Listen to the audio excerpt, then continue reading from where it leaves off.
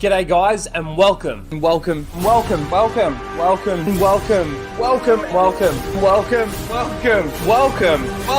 back to Casual Rage.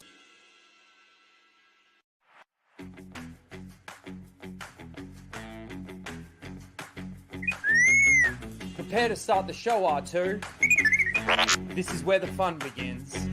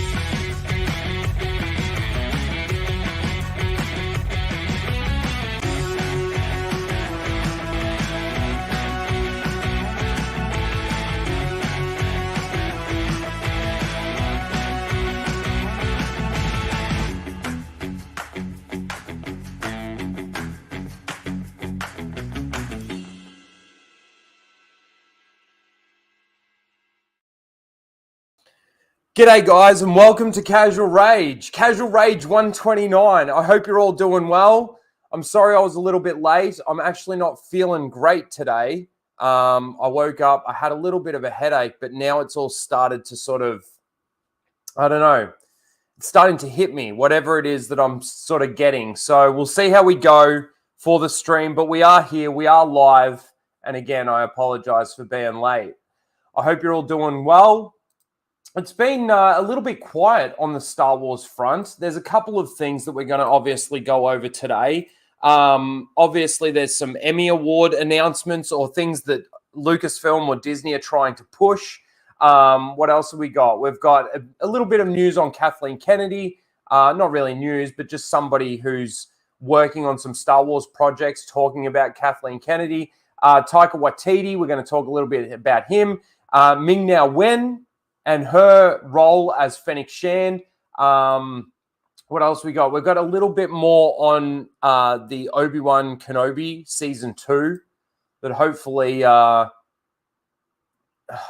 we don't get a Season 2 of Obi-Wan Kenobi. That's just going to be horrible. And of course, we do have Disney's Seal of the Week. Again, I hope you're all doing well. Much better than I am. Again, I kind of feel a little off my game today because I don't know what it is that I've got. I don't know what, like, I went out last night for a mate's birthday. We went out and had dinner, and then we went to the driving range and we hit some balls. And yeah, I was feeling fine. And then again, I was feeling completely fine last night. Woke up this morning and feeling kind of average. So again, we'll see how we go. Let's see who we've got in the chat. We've got Fertilands here. Hello. He was here early. How you doing? Good to see you. Mr. Grant Gregory, how you going? Pro Jack fan, good to see you as always. Red Hoodwinked, Tillium, Nuisance Bird, Becky's in the chat. Miss Martin Muses is in the chat. How you doing? We've also got Sith Assassin Trailer. He's here. How you doing? Good evening. Who else have we got? Oh, it just jumped a little bit on me. We got Soulshade. We've got Alora who's here in the chat. Oh, Jesus. Stopping to say hello. Have a good show. Thank you very much, Alora. Good to see you. Where else am I going here? Fear of the Femur. Good to see you. Good evening. And good evening to everybody, all lurkers in the chat and everything. I hope you're all going, again, better than I am. This is probably going to be a little bit up and down for me because, again, so far off my game that I don't know. We'll just have to see how I go. But yeah, it's been an interesting week, I guess, because when there's no Star Wars shows or nothing really happening, all the stuff that I constantly see is it's almost like the fans out there are essentially shitting on George Lucas Star Wars to prop up all the other Disney Star Wars stuff. And then all the articles that are coming out is essentially, in a way, having a shot or having a go at the original fans. And it's kind of disheartening. Like I'm starting to lose my interest in Star Wars as a whole in regards to even talking about it. Like, I'm thinking about just turning Casual Rage into a bit more of a pop culture stream where we don't talk just about Star Wars. I mean, the last couple of streams that we've done, we have talked about other stuff. You know, there was the Michelle Rodriguez thing. What was the one the week before that? There was something else. Johnny Depp and his thoughts on, you know, being portrayed or whatever by Hollywood. Yeah.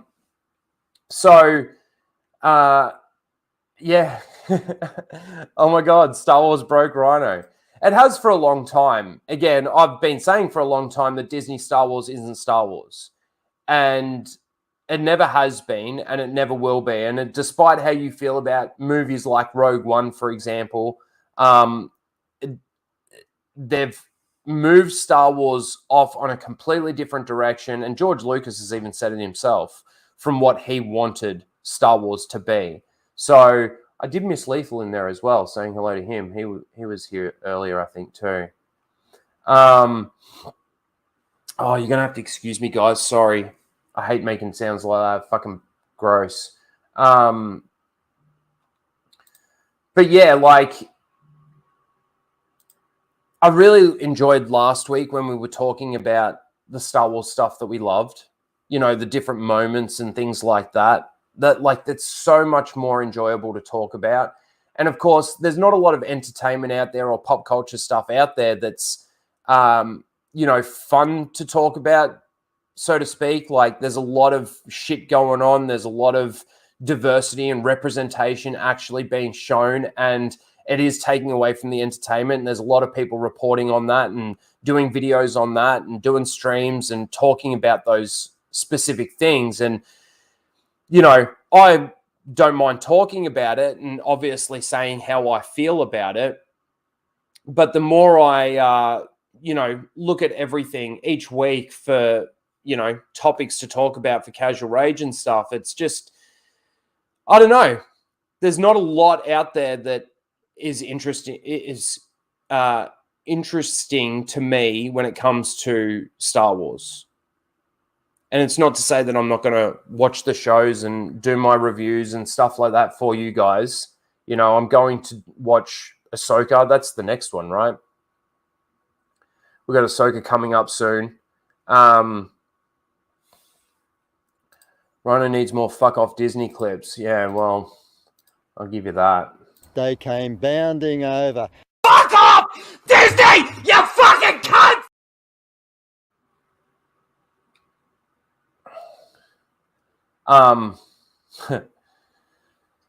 Become a Star Trek channel?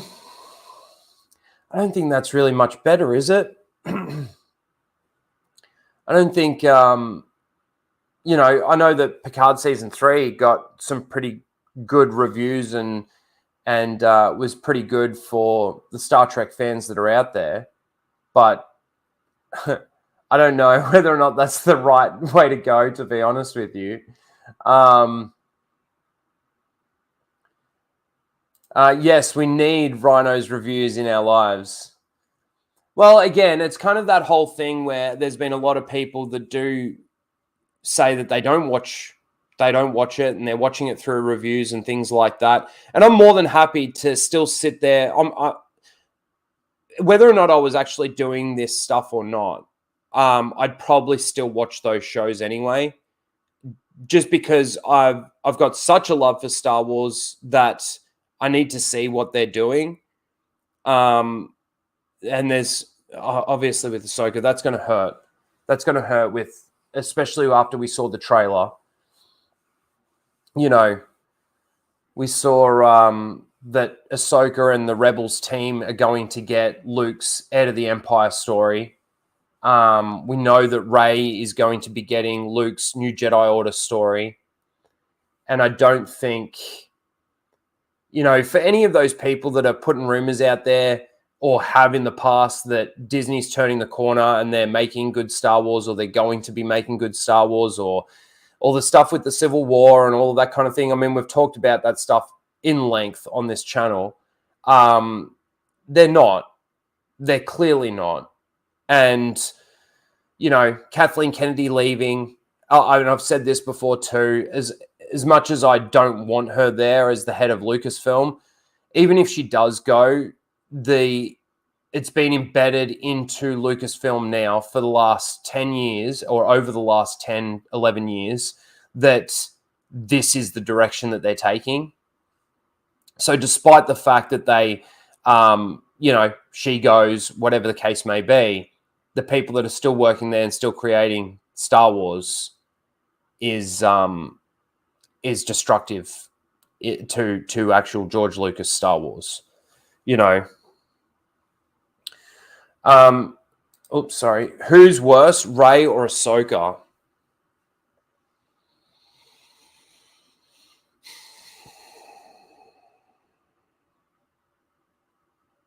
God, that's tough. It's actually tough. Okay, let me give reasons for why both are pretty bad, and then I'll sort of try and make a judgment. Nikki's here, the full Aussie shell. How you doing, Nikki? Good to see you. Okay, so who's worse, Rey or Ahsoka? What do you guys think, chat? Let me know. See, for me, Ahsoka, I didn't have the biggest problem with Ahsoka in the Clone Wars, as a lot of other people sort of did.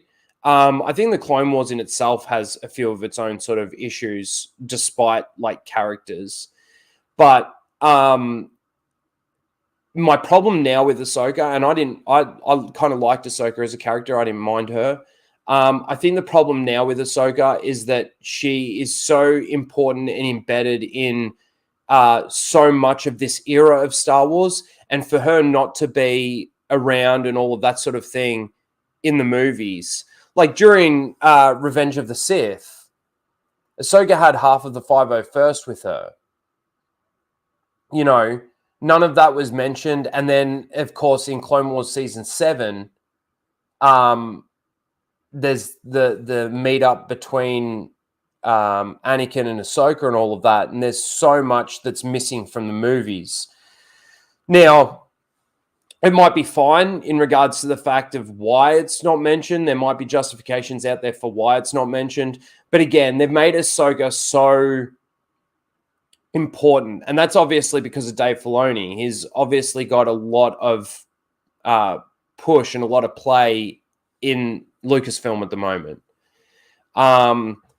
I think this show, like even that Mandalorian, like watch the little clip that I put out of Ahsoka meeting Mando for the first time. She doesn't act very Jedi-like, and people want to make the argument, but she is no Jedi. Okay, well, she likes to mention that when, I don't know, when she likes to mention it, and then other times she's fine with it. But the way she just attacks Mando, and we're just sort of led to believe that she's, I don't know, doing the right thing constantly. I just don't see it that way. But again, they've made her so important. I would probably have to say Rey, based on the fact that Rey is a Mary Sue. The way that she gets her powers, her abilities, she just gets given everything. Like by the end of Rise of Palpatine, she has Han's ship, she has Luke and Leia's lightsabers, and obviously she buries them, but fucking she's still got them. She's got Poe's droid, even though Poe's still around. Like, she's just BB-8 just then all of a sudden stays with her. She's got all Kylo's Force abilities, and that was downloaded, and that's in Disney canon. Like, downloaded Force abilities. And she just succeeds constantly. She never loses. She's never got failures that she can overcome. She's never got barriers that she needs to get through. Nothing like that. You know, and people want to make the argument that Luke was like that. But to those people that do say that, I start to wonder whether or not they even ever watched the original trilogy.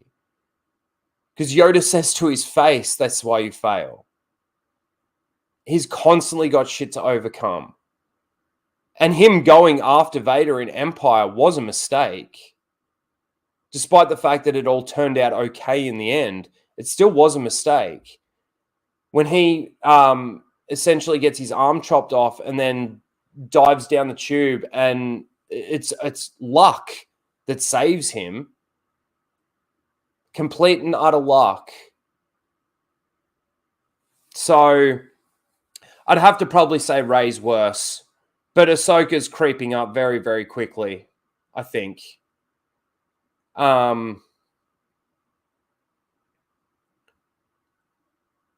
the very least, Ahsoka trained. Yeah, that's true. That's very true. We've got a guest in the back here. Let me put my headphones in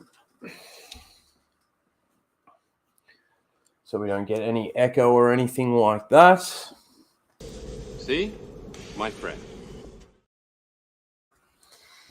Hello, G'day. Frank. How you doing? Doing good, buddy. Doing good. I got a bit of extra time before I have to go pick the missus up, so I figured I'd jump on and join in the conversation. Fair enough. What are your thoughts? Rey or Ahsoka? Who's worse? Rey's 10 times worse. Ahsoka was at least around the Jedis and got some sort of training, so she's more of a Jedi than Rey ever will be, even though Rey is technically all of the Jedi. And it's weird that one of the most important characters never makes a single appearance in any film. Yeah. No, I agree. Because Rey is a KK insert, is she though? I don't know if she's necessarily a KK insert. I think it's definitely KK wanted to bring in, the Force is female and make her so very important. But I wouldn't go so far to say necessarily that she's an insert. But, it's close enough to it, I guess. Yeah, I mean, I always assumed Snoke was the self-insert because they practically look the same. So, who? Sorry, Snoke is who? KK. Kathleen Kennedy. Yeah, but somebody needs to fucking betray her and kill her, right? Hopefully, just like Kylo does. That's what we thought the plan was. But I mean, getting rid of it now, as I said earlier, getting rid of it now is doing nothing. It's putting a Band-Aid on a decapitated head. The damage is done. Nothing will change the fact that it's in there. They can't. There's more movies in the sequel era than there is in any of the other era. There's more content in the sequel era, and they can't erase the bulk of their catalog. But the funny thing is that a lot of their stuff doesn't make sense. Like, even though there's more, most of it doesn't actually make any sense. Yeah. But that's the whole point. Like, if you've got the majority, so when people look at Star Wars, they go, "Where's the bulk of the content?" Well, in the last 5 to 10 years, that's what Star Wars is. There's more. If someone says Star Wars is a shit franchise, they've got a legitimate argument based purely and simply on the fact that the majority of the content is shit. So if you got more stuff that's shit than good, damages the franchise as a whole. Yeah. Like, I would argue that the only real good thing, and it's hard to say good, but the only real decent thing that they've done is Rogue One. Yeah, but again, it's Rogue One and Andor are the standouts based purely and simply on the fact that they're the most removed from Star Wars. Yeah. I wouldn't even go so far to say Andor. Like, for me, Andor isn't actually that good. After you did all the things, I went and watched it all because I was just like, all right, well, we've got to Got to catch up on it, and I got your points, but I actually enjoyed the character interactions. It actually felt like people were there. Mm-hmm.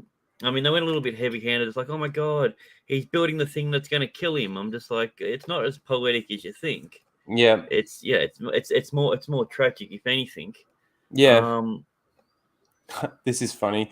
So Shade Rhino, you could give Luke a hand for trying. Yeah, that's true too, Becky. I love how the Revenge of the Sith novel and movie does not mention Ahsoka. It's like at least in the novel you would maybe expect something. Well, she's the biggest retcon because every generation ties into her somehow. Mm-hmm. So even though it hasn't happened, I'm sure Rey and her are going to have some sort of interaction or some girl power moment or something. I have no idea, but that's the plan. She's going to be more involved in Star Wars than the Emperor was. Yeah, true. I wonder if we are going to see Ahsoka in. It would have to be in the Rey movie. I don't think you could see Rey in the Ahsoka show. It would have to be the other way around because of the time with the time period and stuff like that. Like Rey and bloody Bo-Katan, Rey's aren't they supposed to be like in their like 70s or 80s? Like when we're seeing him now. You mean Ahsoka and Bo-Katan? Yeah, and like Bo-Katan, yeah. Or Bo-Katan or however it is. I don't care enough to do it. But that's like true. from Rogue One was boring until Darth Vader. The little knowledge that I know, wouldn't that make them quite old now? Yeah, there is that. Like Bo-Katan, I think there was a few people making that point. Like Bo-Katan in The Mandalorian should be a lot older than she certainly looks or even acts or, But again, it doesn't... This is why the seal clapping thing has become such a big thing for me.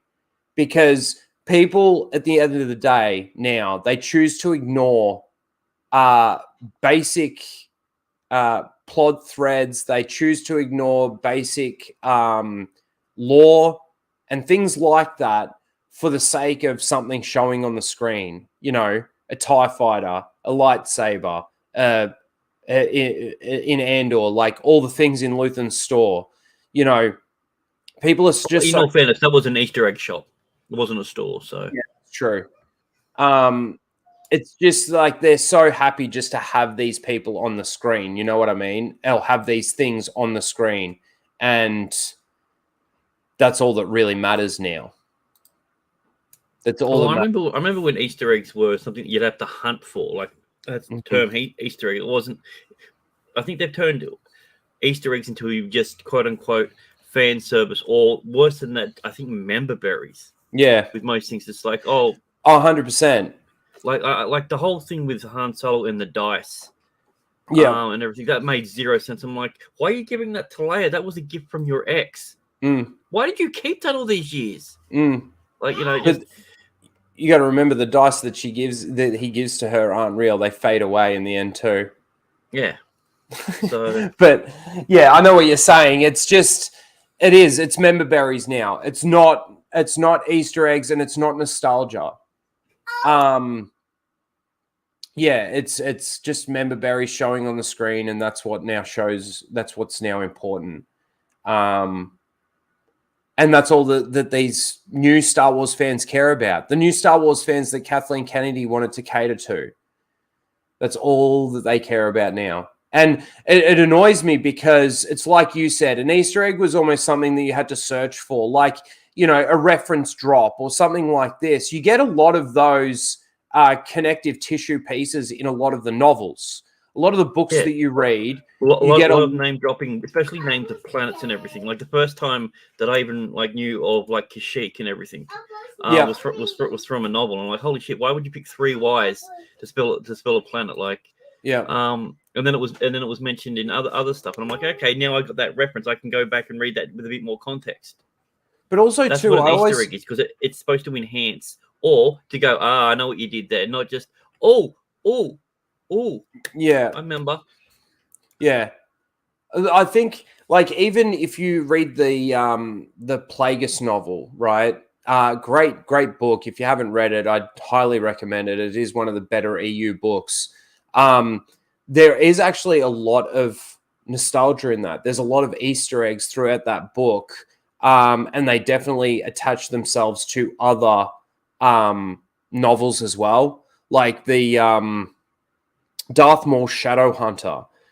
They reference that book because obviously there's an overlap. It takes place it overlaps with the Plagueis book, and they do need to reference it. But it's not like it makes sense to be there, as opposed to these certain things not making any sense to be there. And the best example of an Easter egg that's there or member berries that's there that actually doesn't make any sense is once again in the Andor show in Luthen's store, the tablets for the Mortis arc, right? So if you go back to Rebels and you watch Rebels, the wolves show up to Ezra, and it almost seems like it's a bit like a dream sequence for Ezra, like almost a vision or something like that. It's not, because Sabine's able to take a scan of the tablets. But the wolves make the tablets appear, but then they also make the tablets disappear. But those tablets now just happen to show up in Luthen's store. Did they reference those days were the same thing, or do you think they just recycled a prop just for the sake of it? No. They deliberately put those there in that? They deliberately put them there. They are the what is in Luthen's store are the solid tablets, but those tablets were made to be like they appeared because the wolves made them appear. But then the wolves also made them disappear. So it's not like Ezra took them with him or anything like that. So the only headcanon thing that I can come up with for that, and again, you know how much I hate the whole concept of headcanon, but is that Luthen went to Lothal, or wherever it is that fucking Ezra's from, found those wolves, killed those wolves or something, made them give him the tablets so that he could take them back to his store, which is just ridiculous, obviously. What's this that you got? So you convinced me. So I just got the audio book of it. Oh man, you won't regret it. I haven't read that one, so it is really good. You bought the Disney version though. Yeah, I had to because it was the one that I could get. It's the only one there now. Yeah. So the other ones don't. The other audio, I looked at the one on Google. I could get it at Goodreads, but I'd have to pay $45 for it, and I'm like, yeah, I'm not doing that. Through Amazon, you've got a credit. Yeah, I get those credits too. But no, you won't be disappointed by that. It's actually really good because it starts off with Plagueis and his master, and then what happens there, and how basically Plagueis defeats his master. And then spoilers, I just bought it. And then it moves forward through the timeline, and obviously crosses over with the Phantom Menace. So, absolutely incredible book. So, Tim, I see you. He's still around in Phantom Menace. Is that correct? Yeah. So the whole concept or the whole idea is that this isn't necessarily a spoiler because it's actually not explicitly referenced in the book. So it's not a spoiler, but if you match up the timeline, Plagueis dies at the same time that Maul dies, or Maul's supposed to die in Phantom Menace. So when Kenobi chops him in half. Okay, so because at that stage, that was he was the Palpatine's apprentice. Yep. So no, he was Palpatine's master. You mean? No. Maul.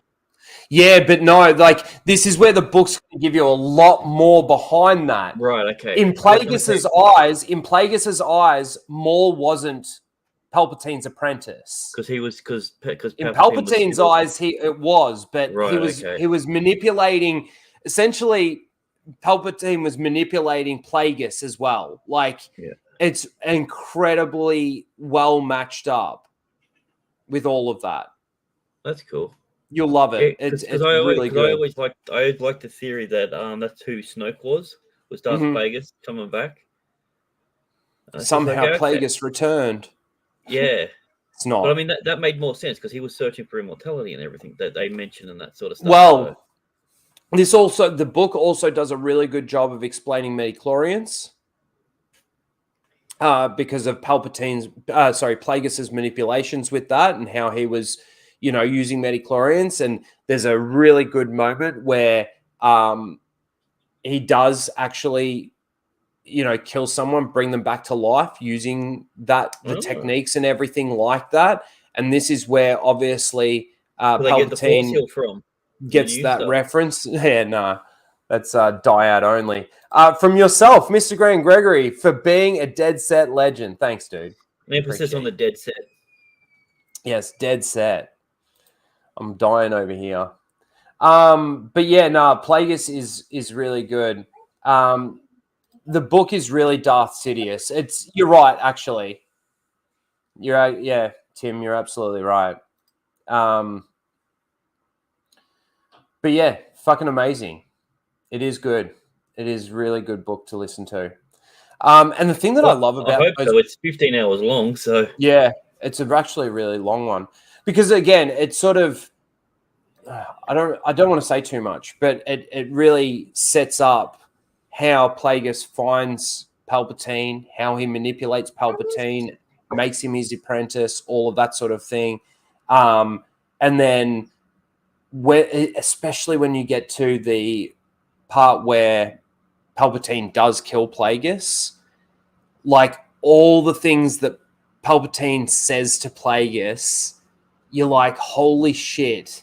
Like, it's what he did to Plagueis throughout the entire thing of setting up like the blockade at Naboo. And all of that stuff, and even setting up having Darth Maul as his apprentice and all of this kind of stuff is really fucking good. Really good. I love it. It's one of my favorite EU books. It's hard to say because there's so many good ones, but it's definitely up there. I didn't mind the Kenobi one that I read recently. I thought the Kenobi one was pretty decent. Well, the Kenobi one is really good for the fact that it's essentially Kenobi trying to settle himself. Yeah, just a little bit different to the series, I noticed, just a little bit. Well, it has to be because he's isolated, and it's just this little small isolated story. And that's where I don't really understand the Kenobi show that they did. Like they really should have it would have been so much better to just adapt that. They're afraid. That's a problem. They can't tell a small story because they're getting these huge budgets, and if you get a huge budget, the idea to them is it has to be this big world-changing, ultimate-changing fucking thing. You can't just tell a story that takes place on 3 blocks on a planet. Yeah, like realistically, if the Kenobi series was a small thing where Vader was hunting Kenobi and it was just him in that town, the stupid fire scene. If that was the entire series of him just hunting him down in this one town and him getting away, that would have been awesome. Like, you'd be able to do so much more. You'd be able to connect more characters into it, spend more time, and shit. We might have actually got to see Hayden Christensen be able to act again. Yeah, but like this is the thing though, is that in the Kenobi book, you didn't even need to bring Vader or Anakin into it. He's not in the book. They were always going to do it. I know. That's the thing. Being the biggest toy seller on the planet, you're not gonna miss an opportunity to do that. We were talking about the Plagueis book first, and we've sort of just rolled into the Kenobi book. Both are actually really good, though. I still think Plagueis is better, but for Kenobi, it's it's a little bit hard. It is its own isolated story. You do have to be invested to listen to the Kenobi book, but again, the way Kenobi sets himself up, it only takes place within a year of Revenge of the Sith. So it's like him arriving at the very beginning of that book. It's him arriving on Tatooine and then him basically setting himself up. By the time you get halfway through the book, he's in his hut, right? And he stays there, and it explains why he is in his hut and so far away from the Lars estate. It really... And then the end of The Rise of Darth Vader, the end of that novel, sort of meets up with the end of the Kenobi novel. So then, he's throughout the entire Kenobi novel, he is trying to commune with Qui-Gon again for the second time. And Qui-Gon's just not showing up or not appearing to him. Well, he's not going to appear to him because he can't. See, they fixed that in the series. Well, because you weren't really looking for me. You weren't ready. Yeah, but you got to remember it's 10 years after. Yeah, I know. It's so dumb. It's so stupid. But also too, what's his name? Qui-Gon should never have actually appeared. He can't appear in actual lore and in actual canon. He didn't complete his training for it. Correct. Yeah, that's right. I remember Yoda says something about that, doesn't he? Yeah. No, in Disney's canon, in the Clone Wars, Qui-Gon tells Yoda that he never completed the training, and that's why he can't appear to him. There's a specific moment. I knew Yoda was involved somehow, but yeah. Yeah. The Bane books are good too. Yeah, 100%. That first Bane book is really fucking good. Like, really good. The other two are good, but I reckon that first one in that trilogy is fantastic. I got shit. Where is it? I'll find where it is. Is there any something? Yeah. Path of Destruction, I think it is. Yep. Yeah, I haven't read that one yet. Because that's set way back in the past, isn't it? Well, that's the first. Is that the first Bane novel? I think it is. I think, yeah. So that's when you said that. I'm like, it sounds familiar. With reading the back, I haven't actually read it yet. And then the second one, picked it up for $1 at a garage sale. No shit. Yeah. And the second one is Rule of Two, and then you've got the third one, which is I can't remember what the third one's called now, off the top of my head. Hold on one second. I'll tell you in just a sec. Let me go to my books, my library. Is it in here?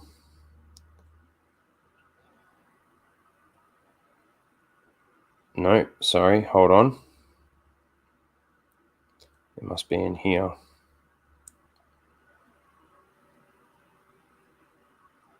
Oh, how badly do you reckon they're going to fuck up? Oh, no.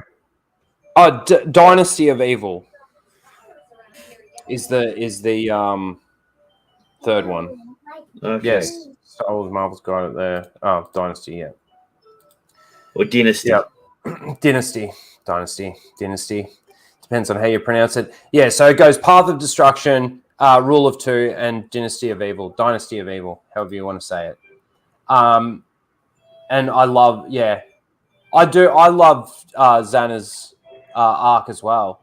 I actually really like her as a character. Really good. But see, this is the other thing too that I hate about what Disney has done, is that they had the stories there. They had it all there, laid out on a fucking golden platter, right? All they needed to do was adapt them to screen. They could have done some shows. They could have done a Bane show, right? And if they actually had have done it properly, you could have had 22 episodes in season 1, 22 episodes in season 2, and 22 episodes in season 3, and you would have just done book 1, book 2, book 3. But no, instead of that, we get fucking 8 episodes of absolute garbage in each fucking thing that they do. I don't think there's been one show yet. No, I let me take that back, because there is. Which ones had more than 10? It was Andor. No. I can't even remember now. Has any of the Disney Plus shows had more than 10 episodes? Boba Fett was 10, 10, and 9, wasn't it? Because they squashed a lot into that last episode of Boba Fett. So yeah. Sorry, not Boba Fett, of Mando. Andor, I mean, technically, Mando's the only one that's had more than 10 because it's had a second season. But yeah, but no, I'm talking about in a single season. Bad Batch? Yeah, but live action. Oh. Andor had 12. Okay. There you go. I think that was the only one. Everything else has just been like 8 episodes. And again, they're trying to cram so much into these episodes, and a lot of it doesn't actually add up or make any sense, really, at the end of the day. But speaking of Mandalorian, let me go into this first thing that I've got up here. So, The Mandalorian Season 3's official Emmy Award campaign highlights 13 actors, including Lizzo, Jack Black, and let's check out the full list.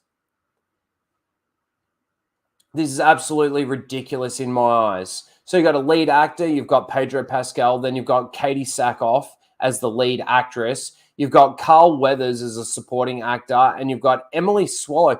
Who does she play? Is that the chick that plays the armorer? It could be. I think it is. Yeah, it could be because I don't recognize her. Yeah, that's the armorer. Yeah. Yeah, okay. And then you've got guest actors, including people like Ahmed Best, Christopher Lloyd. God, I hope Christopher Lloyd doesn't win an award for that because it's one of his worst performances and one of the worst pieces of fucking thing that he's ever been in. You got Jack Black in there. You mean Jack Black, Mister? Yeah. Oh my god. And you know what's crazy about all of this is that they'll probably win a lot of awards. But it's, to me, the awards stuff now is just them patting themselves on the back. And then down here under guest actresses, you've obviously got Lizzo. Emmys? Yeah. They're not going to win a single fucking thing. Guaranteed. All this is just so we can say it was, if they get nominated for any of it. I don't even think any of these will be nominated. Because there's no way Pedro Pascal is not going to get nominated as a lead in a series where he wasn't even the lead. That's so true. He was a fucking voice actor. You may as well have been an animated show, and he was just doing voice over work. He wasn't even the focus of the series.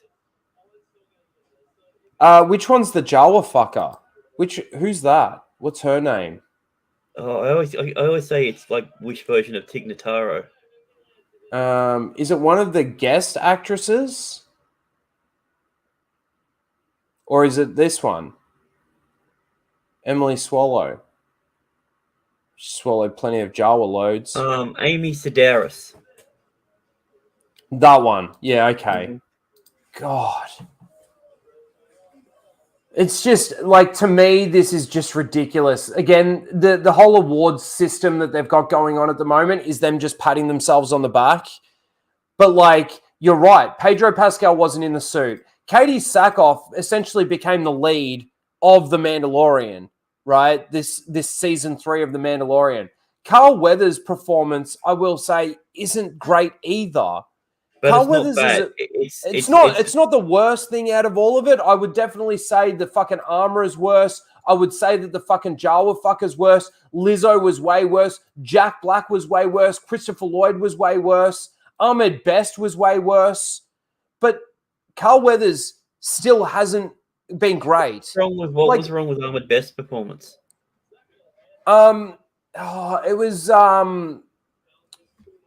It wasn't like the way he delivered his lines and stuff like that wasn't necessarily great. Like when Do you think it would have been better if he went Misa rescuing the baby, sir? Yeah, Misa rescuing the Grogu. See, that's what it should have been. That should have actually been Jar Jar doing it, and it should have been him wearing some weird technology that made him look human. But see, also having Ahmed Best in there, you've just got to now another Jedi survivor. Like, that's out dude, there. I've explained this to you. Order 66 they called it 66 because that's how many survive. That's why it's 66. And then each of those 66 will have an apprentice, and then it'll be 122. And then, like, yeah. I'm just so like, what the fuck? I just hope J. Carlo wins it because he's the best Star Wars villain ever. Don't you think? Is he even on the list? Yeah, he is. No. Right where your mouse is now. Oh, yeah. Sorry. Yeah. And he's under a guest actor. Yeah, he was in one episode, basically. Well, that's true. 2. He was in 2, the last 2. Yeah. That's true. I don't know. I just, like I said, I look at this and I go, absolutely pathetic. You know what's really funny is the ones that are probably going to win the awards is her, him, and probably him. And the reason for that will be so because... what you're saying is the 3 black actors. yeah, including that one. Yeah. Yeah. Yep. But the reason why he'll win one is because, you know, the fans went after him because of Jar Jar Binks. The crazy thing about that is if you go back and you actually look at what actually happened during that time, it was the critics. Even the actor says it was the critics. Roger Ebert did a fucking whole campaign against him, saying this guy should never work again. Like, yeah. And that's the thing that the media will do all this and then they'll blame it on the fans. They did the same thing with I can't remember his name. Young Anakin. Yeah, Jake Lloyd. Jack Lloyd. Yeah, I was gonna say Floyd for some reason. I knew it didn't sound right. Yeah, and it's like they were constantly going off about it, and they'll take 1 or 2 fans going off about it. People didn't like the fact that we saw him as a kid, not the fact that it was played by this kid. Because the way in which it was written and acted and done, everything, like nothing would have changed. It doesn't matter who it was. And I think George Lucas deserves some of the criticism as well, because he's the one that wrote it and didn't allow anyone to actually help him or say no or, you know, correct some of the possible mistakes that were actually in there. Oh, but he nailed it in the next film at least. It was so great. Which one? I can't remember its name. Attack of the Clones. Yeah, that one. Yeah, the best one. Yeah. Fucking, that's got some of the worst. His anti-Sand movie. That's got some of the worst dialogue of all of them, especially when it comes to... I don't... Like, the sand thing, I must admit, I never had a massive issue with the sand thing, right? Not like other people have. My biggest gripe with that movie is actually the love scene moments. Despite that one, that's more a love scene moment too, the sand one. But it's more the one where they're sitting around the fireplace and he's haunted by the kiss he should never have given her. And you know, even when they're about to be taken out to be tied up in the arena, you know, and they kiss each other for the first time and that whole bit. Like, there are some pretty bad moments in there. But I think that they are corrected by some of the really good moments, like when Dooku is trying to recruit Obi-Wan. Like, that's... We talked about some of the moments that we loved last week. That was probably one that was a little bit missed because a lot of people talk about, you know, the throne room scene in Return of the Jedi or, you know, the... I can't believe you didn't have Yoda jumping around versus Dooku as your number 1. See, I didn't mind that either. I loved it when that came out. I'm not gonna lie, because shit. When did the second one come out? 2001. 2001. Yeah, I think it was 2001. Yeah, so shit. I was what? Shit, I was 17 then. Yeah, I guess. I was about something like that. Yeah, something like that. But yeah, too. like, I mean, I loved that one because I thought it was funny that he was, you know, hobbling around. And then I'm like, well, wait a minute, why don't they do it all the time? But see, that's justified because he's using the Force to help him move like that. The Force he's embracing the Force and allowing the Force to actually give him those abilities to be able to move the way he does. Well, despite the fact that he hobbles in with his walking stick. Wait, is that how his what do you call it? Hobbit chair works? It's just a normal heavy chair, but he's using the Force to bring it to make to levitate it. No, I do think that his chair has a repulsor lift. I don't know how it's moving forward and back and everything, unless he's got controls in there that do that. But that's the Force. It's 2002, was it? Oh, there you go. Yeah. Fuck, I was 19. Yeah, that was the year I graduated. Fucking school. When that came out. But there's been a little bit of talk about Kathleen Kennedy and the hate that she receives from the fans and everything. And the good old fucking Tony Gilroy, you know, the guy that made Andor, that isn't a fan of Star Wars and has never been a fan of Star Wars, comes out to defend her. So Andor showrunner Tony Gilroy has addressed the toxicity surrounding Kathleen Kennedy in the Star Wars fandom. I love how it's reported like this. We are the toxic ones for saying that Kathleen Kennedy has destroyed the undestroyable franchise. And that's the weird thing. When Kathleen Kennedy was brought in, I remember everyone being excited because I didn't know who she was. And then all my friends were like, no. And we see the list of work and all the things. We're like, okay, finally, it's going to, we're all like, thank God, it's out of George Lucas's hand. It's going to be good now. It's going to be good. Yeah. Someone who actually knows what to do. And it was only after all the shit show happened that people were like, we don't like this. We don't like this. Yeah. The whole Forces female thing definitely didn't help. Well, to me, she's a snake in the grass. She stabbed fucking George Lucas in the back so bad. She was smiling in his face, saying, you see it in that interview, right, where she's saying, we're going to continue George's legacy and honor the characters and the stories and all this kind of stuff that George has put forward. And George is sitting there going, okay, good, I've gotten the right person. But then at the end of the day, after everything happens and he's finally signed it over, she literally stabbed him in the back. Maybe not literally, but she stabbed him in the back. Literally with a $4 billion check. Yeah. And the quote, a part of the quote was, what she goes through, you gotta have a pretty thick skin to put up with that. Most lizard people have thick skins, so she's fine. That's true. She does have a very thick skin. Fade in. The thing is, despite the things that Kathleen Kennedy was involved in, like the Indiana Jones franchise and, some of the other credits that she's got out there, she wasn't involved in that the way that she's involved in Star Wars and the way that she's now involved in Lucasfilm. Well, the buck stops with her. She went from being someone who was a part of a team to being the person who has complete and utter say at the end of the day. But I was told by many people out there that she'd lost the Civil War and she's got no power and she's not allowed on sets and all of these kinds of things. Why were those things pushed out there? Was it so that the actual Star Wars fans go, oh, good, I'm going to run back to Star Wars now? Oh, that's what it was for. It was so that the people out there that were saying that could justify why The Mandalorian was good when it actually wasn't good. Hey, listen, it came from a reliable source. The guy found a thumbstick in the car park that had all this information.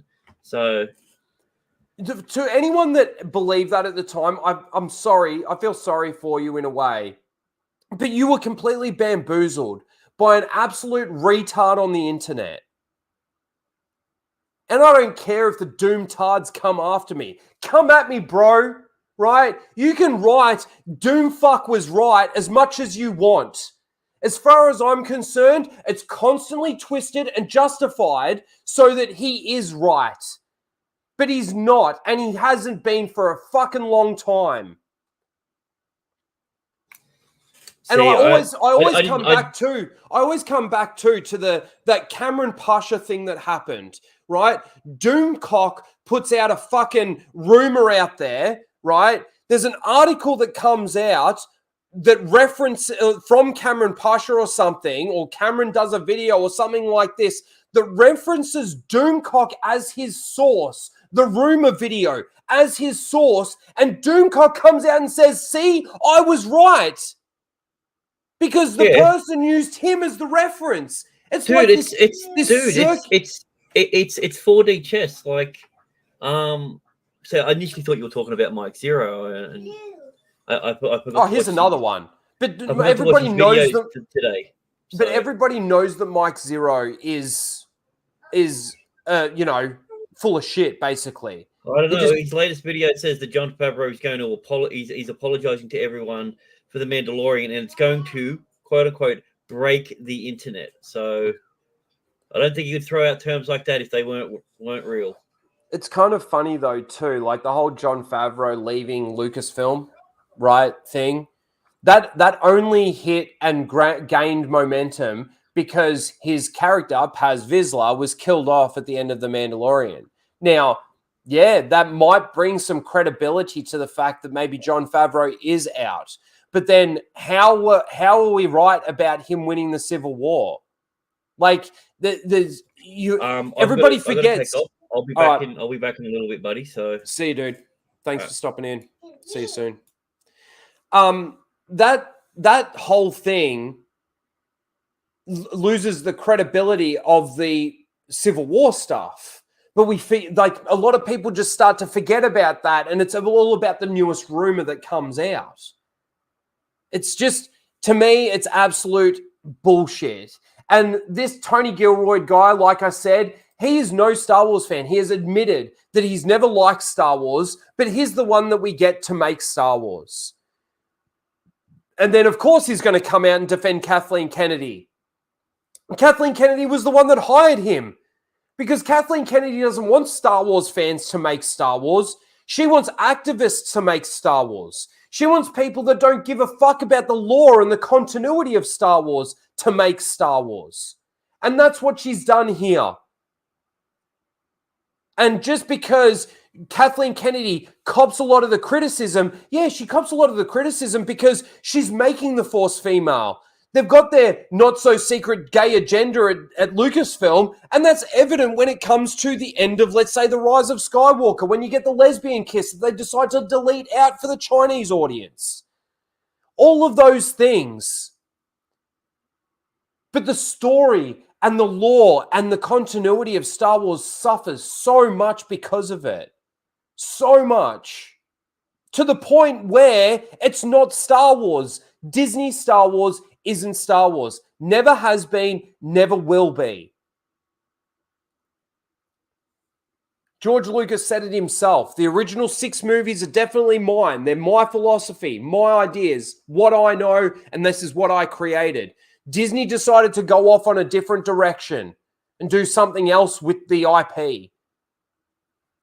It's not Star Wars then, is it? People can cheer it as much as they want. They can seal clap it as much as they want. At the end of the day, it ain't Star Wars.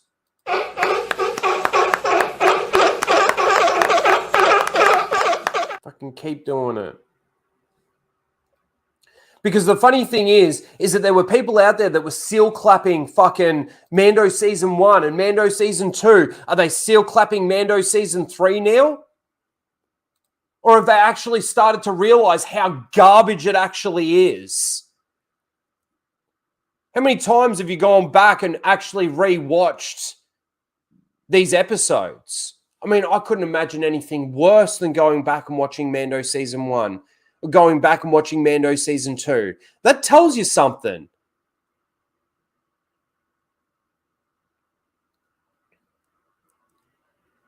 Who wants to see more Jawa fucker?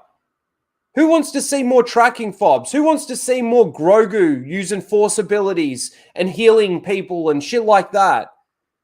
When there is no real explanation for any of it. Who wants to see Mandalorian get shot at over probably 200 times, get hit in his armor, but not once actually get injured? The only time he gets injured is at the end of Mando Season 1 when... I was about to say Grief Karga. Moff Gideon blows up that thing in front of him and Mando nearly dies. And the Bacta spray saves him. Within a couple of minutes of him being Bacta sprayed, he's back up and, oh, I'm feeling okay now. I'm feeling much better now. Fucking...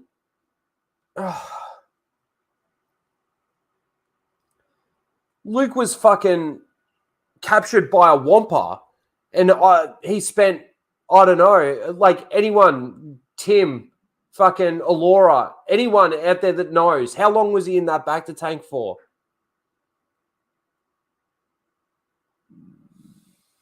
Pretty sure it was longer than just a couple of minutes.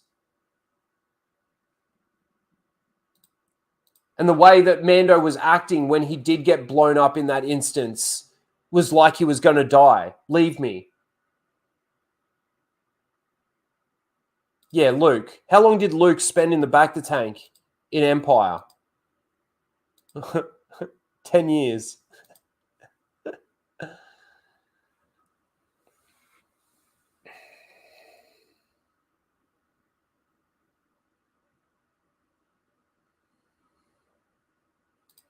That big animal almost killed Mando. Which big animal are you talking about? They got that many of them in in the Mandalorian now.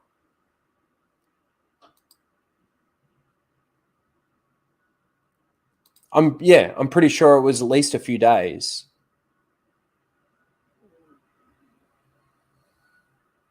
You would have to Luke. I mean, look. That's funny. Let's see. Let me just quickly do a quick search here.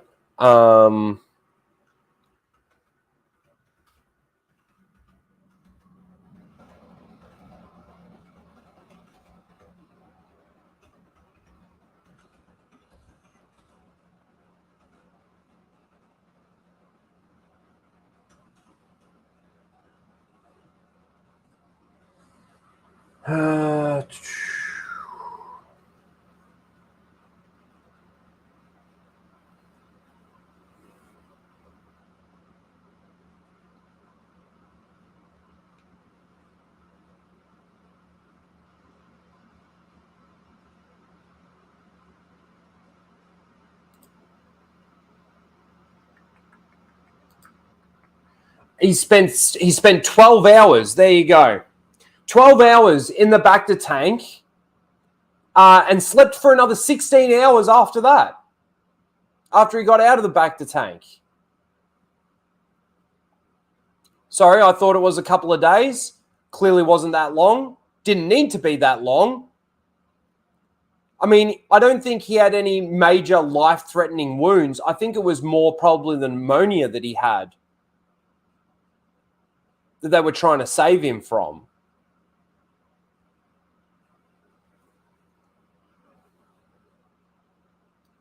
But still, 12 hours. In Mando, he gets blown up. He's fucking bleeding from everywhere. Fucking, he gets a little Bacta spray on the back of the head. And within a couple of minutes, he is like, I'm feeling so much better now. I'm ready to take on Moff Gideon in his TIE fighter.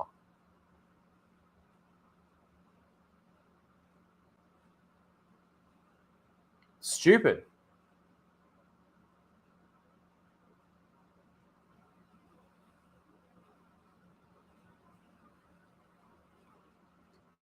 There you go. There you go.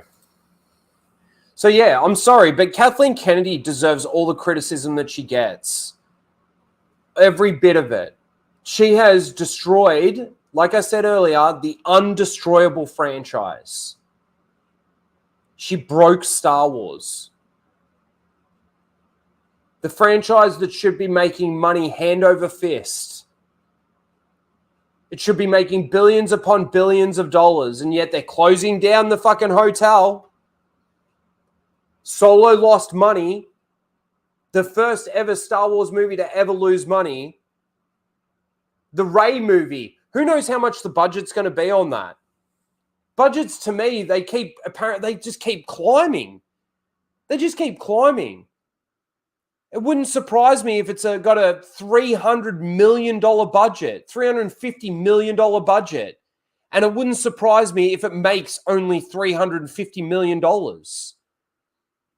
I know that there's going to be a heap of normies out there that are going to go and see it. And again, with how long it's been since we've actually had a Star Wars movie, I think there'll be a lot of people that will go and see it. And that opening weekend might be a success. It might be the one part of the whole release of that movie that's going to be okay. But then moving forward, the drop-off is going to be massive.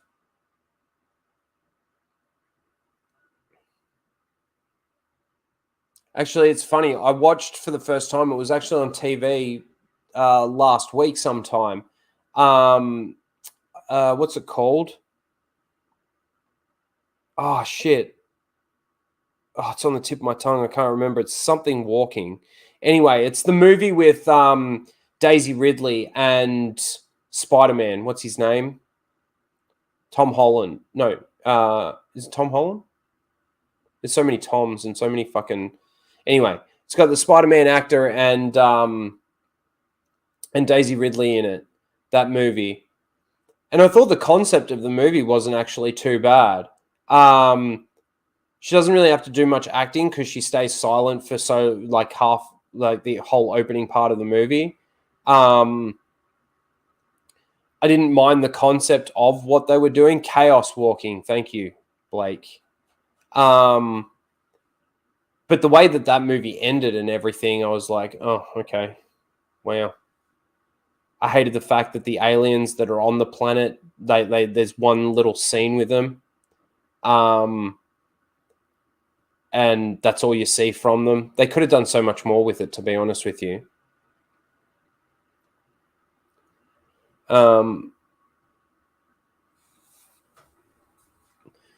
That's actually kind of true, actually. Chaos Walking, they're playing the same characters in that, Peter Parker and Ray teaming up. Yeah, I agree. It actually is a bit like that.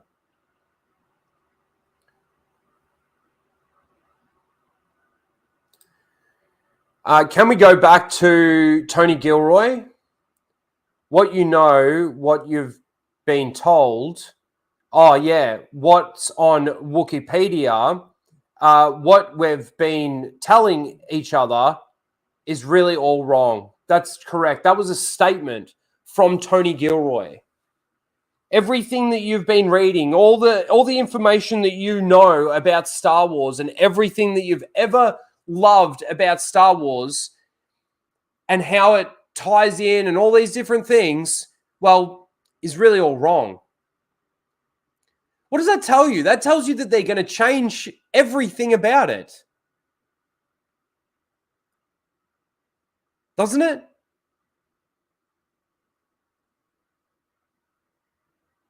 It's going to change everything about it. Thanks for the reminder, Tim, because, yeah, he did say that. What you know as a Star Wars fan, what we've been told, what's on Wikipedia. Geez, I'm sure Wikipedia didn't like that little stab. What we've been telling each other, the conversations that we've been having, is really all wrong.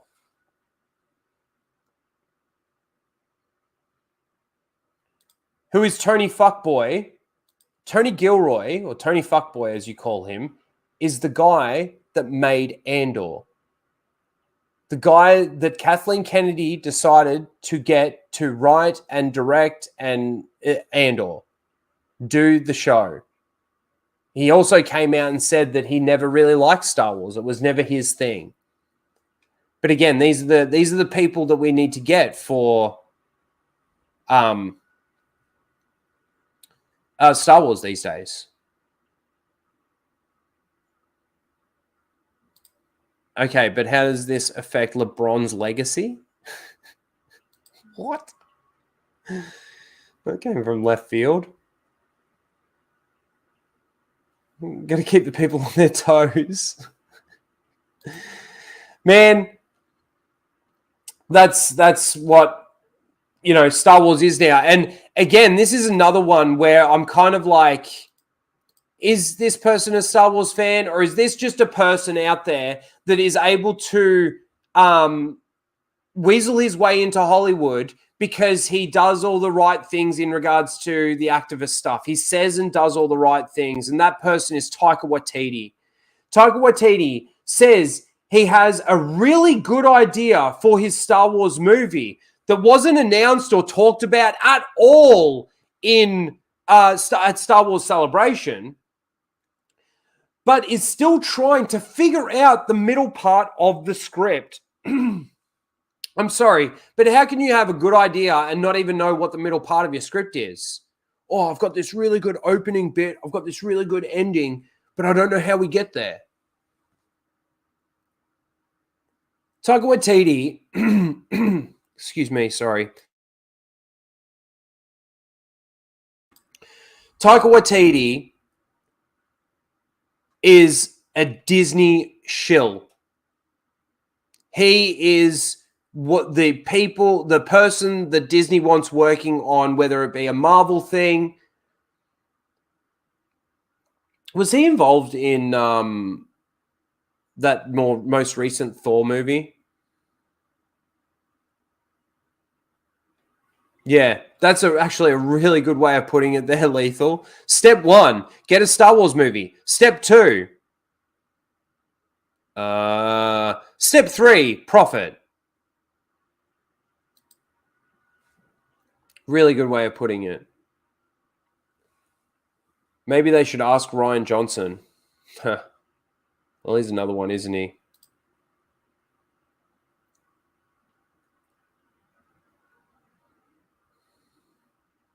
Yeah, that's another thing that Tony Gilroy actually said.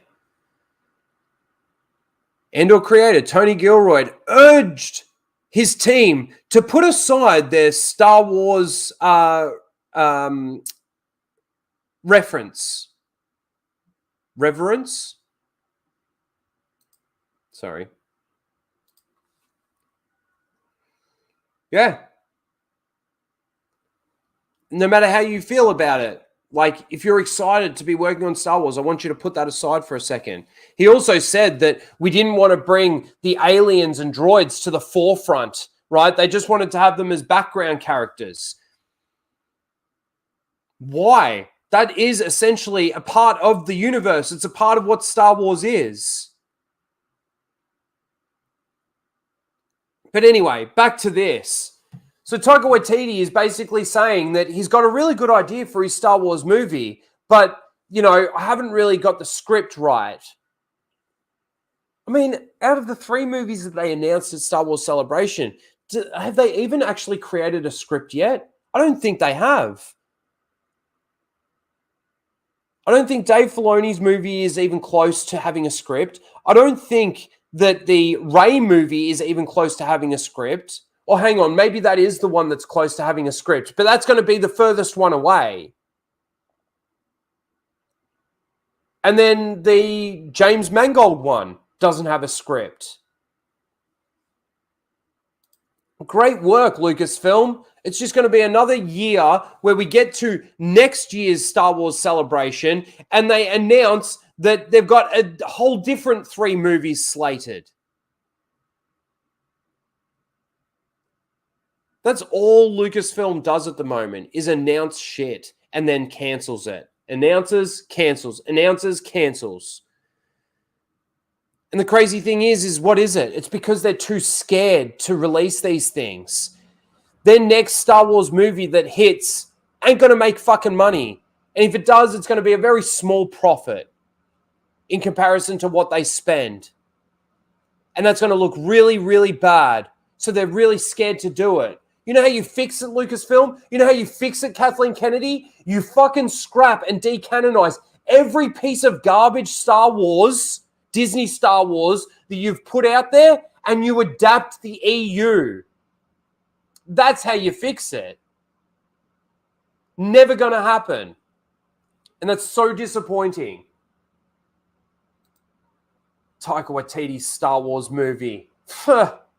Yeah, okay. It's like saying Ryan Johnson's still working on his Star Wars trilogy.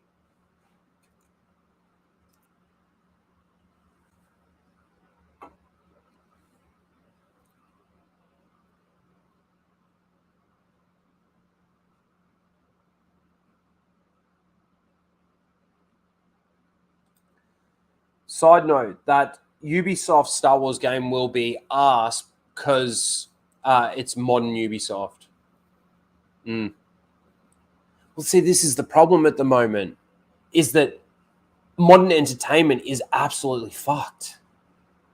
Modern entertainment is absolutely an abomination of the art called motion pictures, cinema. It's no wonder that fucking Spielberg wanted nothing to do with the most recent I was going to say James Bond, Indiana Jones movie. That's crazy. That to not have Spielberg do Indiana Jones, and they still decide to go ahead with it.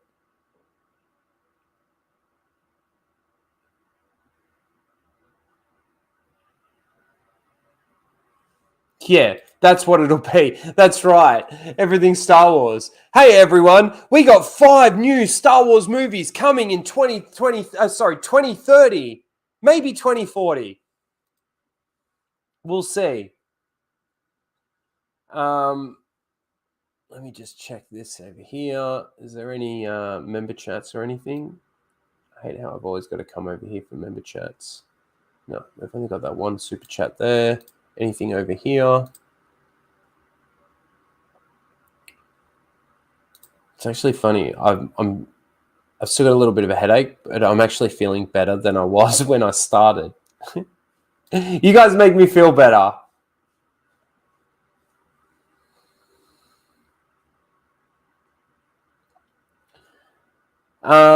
Let's take a look. What do we got next?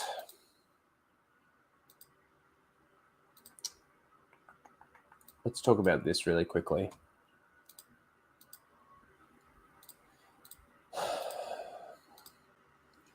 So as we all know, the Ahsoka show is about to come out. It's due to come out, I think, in the 3rd quarter of this year sometime.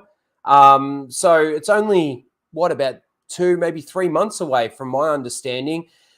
And there's been a lot of rumors, a lot of speculation in regards to what we're going to see and the cameos and things like that we're going to see. So Rick, don't even ask me. I believe he's the one working on the Ahsoka show. Whether or not he's a writer, director, producer, I'm not too sure, but he's one of those roles.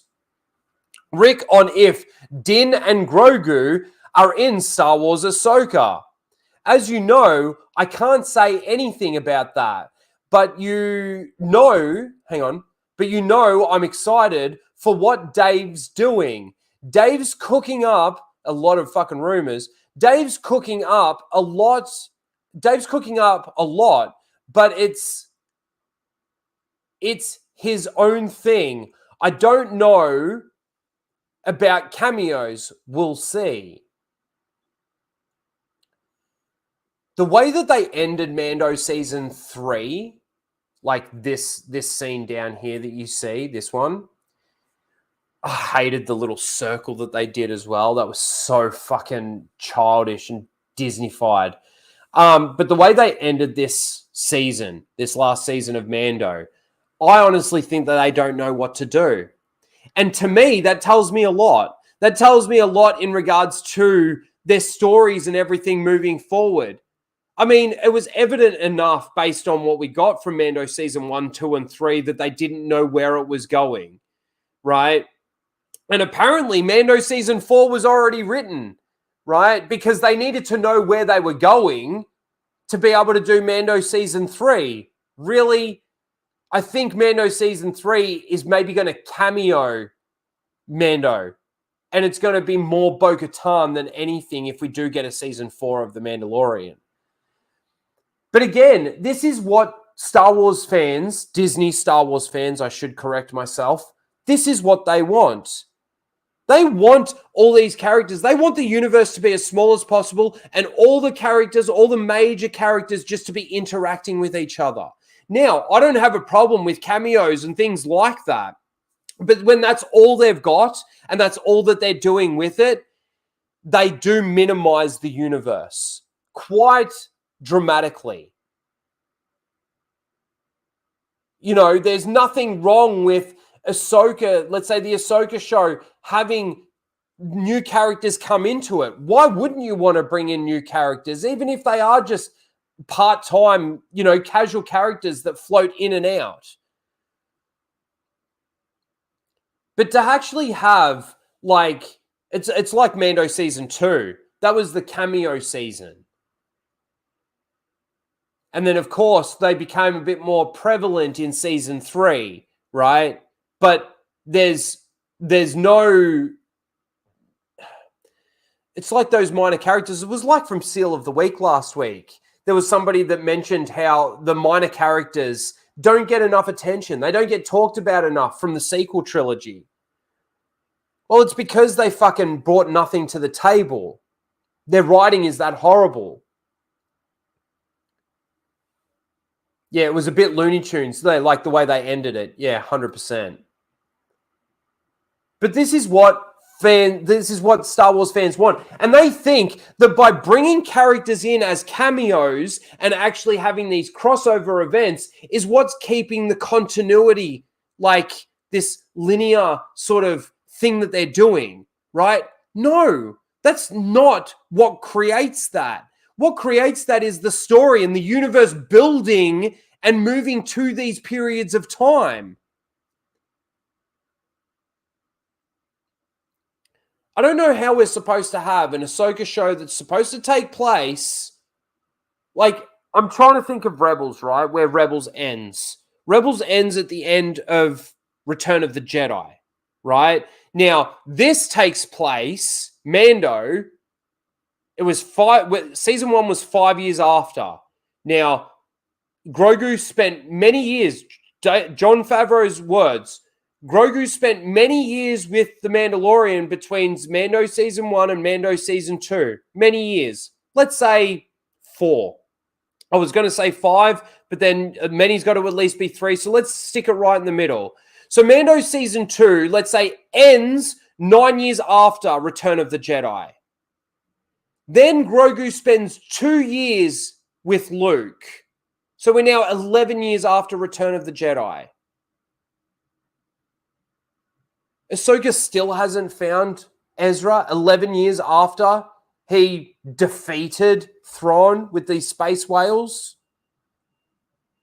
Okay, it reminds me a little bit of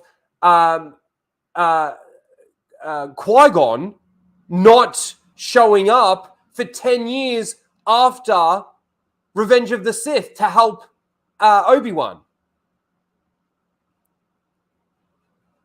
People are just sitting around, just twiddling their thumbs, just sitting there. Just waiting for the right time. Waiting for the right time for the creators of Star Wars to take me out of the playpen and actually do something with me as a character. They've fucked up this timeline so bad. So very bad. So when does the Ahsoka series take place? How long after Return of the Jedi? I've got to search this just really quickly. How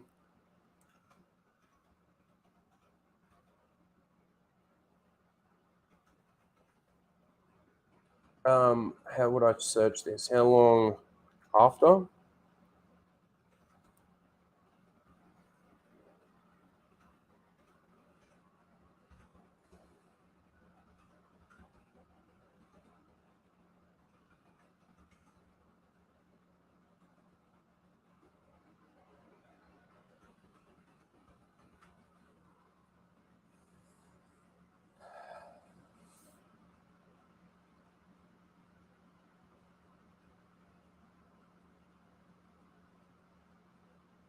Well, that doesn't add up with what fucking Jon Favreau said. So Ahsoka is set 5 years after Return of the Jedi and after the end of Mando Season 3. Jon Favreau's words were, Mando Season 1 takes place 5 years after Return of the Jedi, and Grogu spent many years with him before going off with Luke. So Ahsoka can't take place 5 years after Return of the Jedi and simultaneously taking place after Mando season 2. If that's how Jon Favreau has explained it, and that's how Jon Favreau has explained it. See, not only do they do a bad job with time taking place during space travel, hyperspace. We've talked about that at length on this channel, right? They do a horrible thing of that. And everybody comes at me like, oh, what, you want to see him fucking sitting there going to the toilet and doing nothing while he's traveling?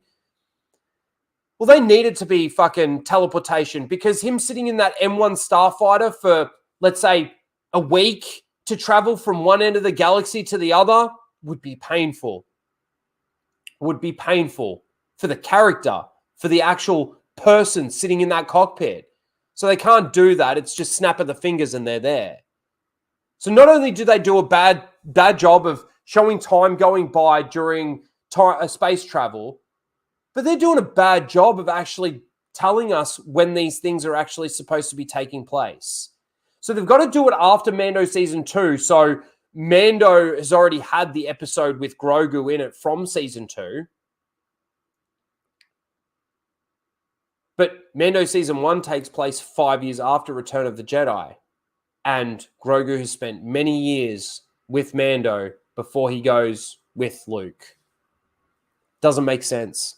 Does not make sense. And this is the horrible thing about Disney Star Wars, is there's a lot about it that just doesn't make fucking sense. Don't take it so seriously. It's not real. Go fuck yourself. Honestly, snap your dick off and stick it in your ass. Fucking morons. Disney Star Wars fans, Disney Star Wars shills, Disney Star Wars seals, whatever you want to call them, they are retarded. They don't have a brain cell in their head when they're watching this shit. Fucking dumb as shit. I take a shit in the toilet that's smarter than what's going on in their head. I had somebody in my comments the other day. Oh, maybe if you stop swearing so much, you would actually get more views and more comments.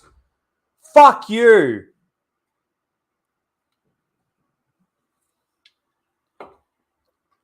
This is how I am. You want me to change how I am? Do you guys want me to change how I am and who I am? Fucking for the algorithm of my videos? Fuck off. I don't give a fuck about that. Making enough money at work. I don't need to do this. I'm doing this because there's so many fucktards out there that were apparently on my side of the fandom, right? That sit there and go, no, the Civil War is real. That's why this is great. This is the best Star Wars we've ever had. Look, oh, there's a TIE fighter. Oh my God, it's Bo-Katan.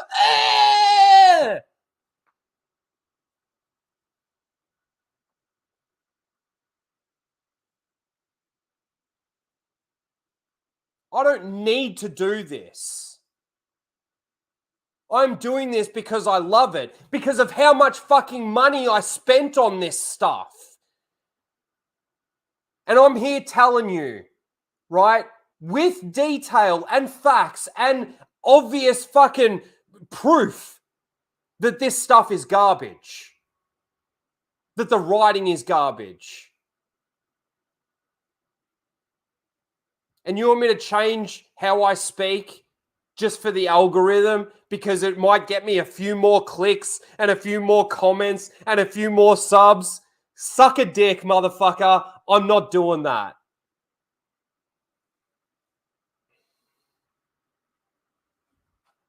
I'm not doing that.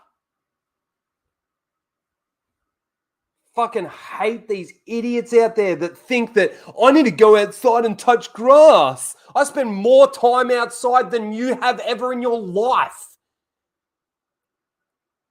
I don't sit here fucking all day, keyboard warrior, writing novels in my comments section. I don't have time to do that.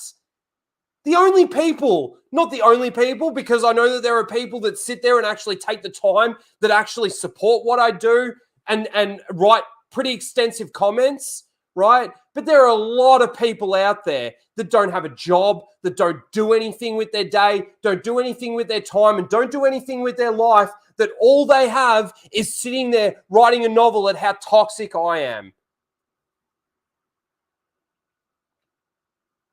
Fucking hell.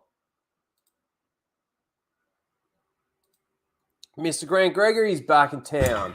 Yeah, I was I saw you on the screen and you were bouncing your head around and then you were seal clapping and it looked like you were trying to wank yourself. So I'm like, this is definitely the perfect time for me to jump back on. Yeah. Did you end up going and touch some grass or not? I missed the whole thing. Yeah, no, I don't go outside. I don't go outside. Ever. I always thought once you go touch some grass was a terminology Thanks. that someone used to say you need to smoke some weed and calm down. Huh. That never calmed me down when I was smoking weed. If anything, it made me fucking think more into it. So what did I miss? Not much. I was just talking about how the cameos that they like. A lot of people are asking whether or not Din Djarin and Grogu are going to have an appearance in the Ahsoka show. There was that little thing. And then I just started spurging. I can't even really remember where it came from. It just, when that happens, it just sort of comes out. It bubbles inside and then it just explodes. It's like an eruption of a fucking volcano or something. It is quite entertaining to watch, especially like people that are watching. When the stream finishes, go back to around the hour and 27-minute mark of it. Don't watch it without any sound. It's even funnier. The head's wobbling, the hands are going. Yeah. Skirmitar, you are toxic, but that's why we like you. Thanks, man. I was just talking about, there was somebody in my comments the other day, and it was my video for Seal of the Week from last week's that I clipped out and put out as a video. And there was a comment in there, somebody saying, if you weren't swearing so much, you'd probably get more views and you'd get more comments and stuff like that. I just explained. Did you tell them to get Yeah, pretty much. Yeah, I told him. But my daughter's in the room with me. I told him to go fuck himself. I told him to snap off his dick and shove it up his ass. But like, I got to explain to people, like, if this was my full-time job, I'd be broke. I would have made, on this stream alone, guess how much I would have made so far? Well, I know of at least $5. I was about to say $5. But then YouTube takes its cut. Yeah, so what, like $1? Yep. Yeah, Bragger. I can buy nothing. I don't care about that. I don't need that. I mean, guys, please, if you want to support, please send some super chats. But I don't. Or Streamlab donos. Or Streamlabs, yes. You can find the link in the pinned comment. Giddy up. Or you could chuck some memberships out there. But look, again, it's not something that I need. And it's not the reason why I do this. It's not. I don't do this for the money. I don't do this for the clout. I do this because of my love of Star Wars and how much Disney have destroyed it to the point where I'm like, okay, I'm just going to do my videos and give my evidence of why it's fucked. Why you have essentially destroyed the undestroyable. So fucking, ugh. I mean, it could be worse. I believe that, man. Wrong, Rhino. You have more money than these shills will ever have. I can guarantee you're right. I had the best month at work I've ever had in 10 years in the industry this month. I'm making good enough money to be able to pay off a mortgage, to be able to run my car, to be able to buy food, to be able to pay my bills as a single guy. And like, with Pride Month coming up, you've got a lot of electric cars to sell to lesbians, so it's going to be another good month. I had a blue-haired lesbian come in to look at an electric car the other day. It's horrible. Anyway, it is what it is. I don't want to talk about work too much, but yeah, like again, I don't need to do this for any of that. I do this for the fun of it. I do this for you guys out there. There's people that say, I'm happy that you're watching it. It saves me from having to watch it. There's elements of that I do this for because I'm willing to go through the pain of sitting through these shows and I'm willing to put my thoughts of it out there. That pisses you off. I'm sorry. If you think that I need to change myself for the algorithm, oh, you get more comments if you stop swearing so much. Suck my dick, motherfucker. Oh, my God. All right, I got to stop talking about that now. Fuck it was so funny. Fucking idiots. Yeah, it doesn't even seem like it bothered you at all. it didn't bother me. It was like, shut up, you. It didn't bother me. It was just more the fact that it's like these people think that this is all I do. Like, this is my life. YouTube. It's far from it. Maybe the setup behind you doesn't help that assumption. Maybe. But anyway.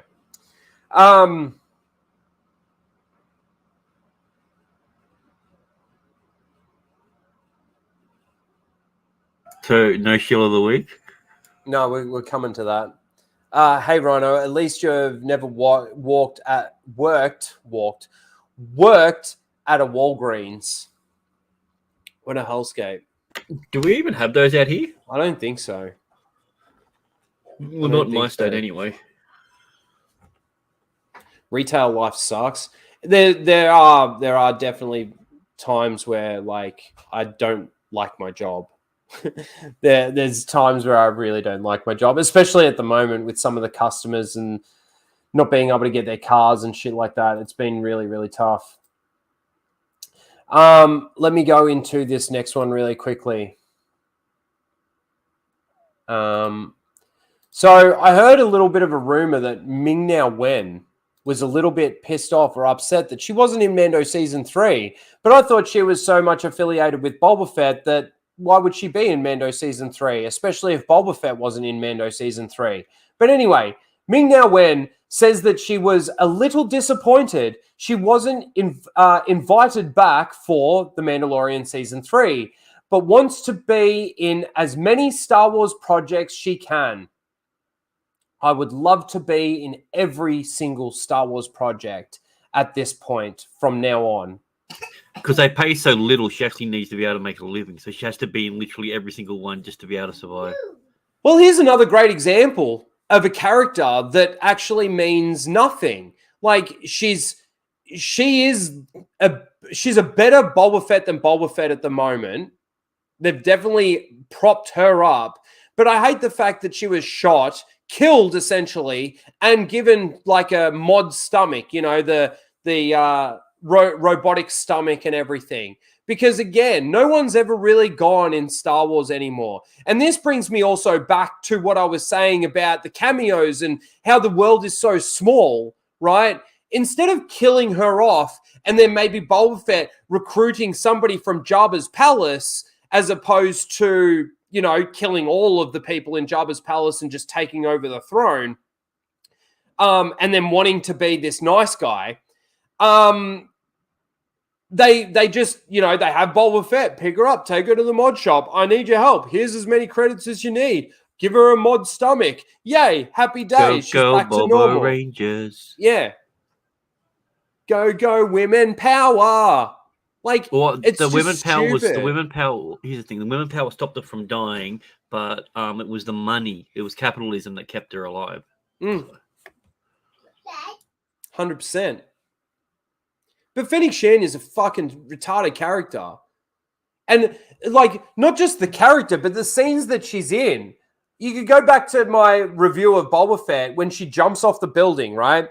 There's the two people that are sent to kill Boba Fett. I can't remember what fucking clan they're from or whatever. They look like foot soldiers, right? From Teenage Mutant Ninja Turtles. Ninja Turtles, yeah. Yeah. She jumps off the building and then they run in the complete opposite direction. So she jumps off here, they run this way, and then all of a sudden out of nowhere, she jumps in front of them. I can explain that. The Force.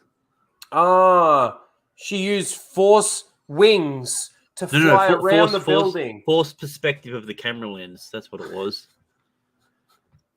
No, because the problem is there was probably 3 scenes in between then, and they've just gone, oh, we can cut those out. It doesn't make sense. And the editor's gone, no, this continuity doesn't work. It's like, no one will notice. The problem is that there wasn't 3 scenes between there. She literally jumps off the building. The foot soldiers run the opposite direction. They cuts to them still running in the opposite direction along the roofs of the buildings, and then she pops out of nowhere. Like, again, okay, maybe if there was an edit and it cuts back to Boba Fett or something like that. But no, it doesn't. G'day, Keely. Maybe she did the same thing that Kenobi did when he saved Leia from falling off the balcony and then was instantly on the ground.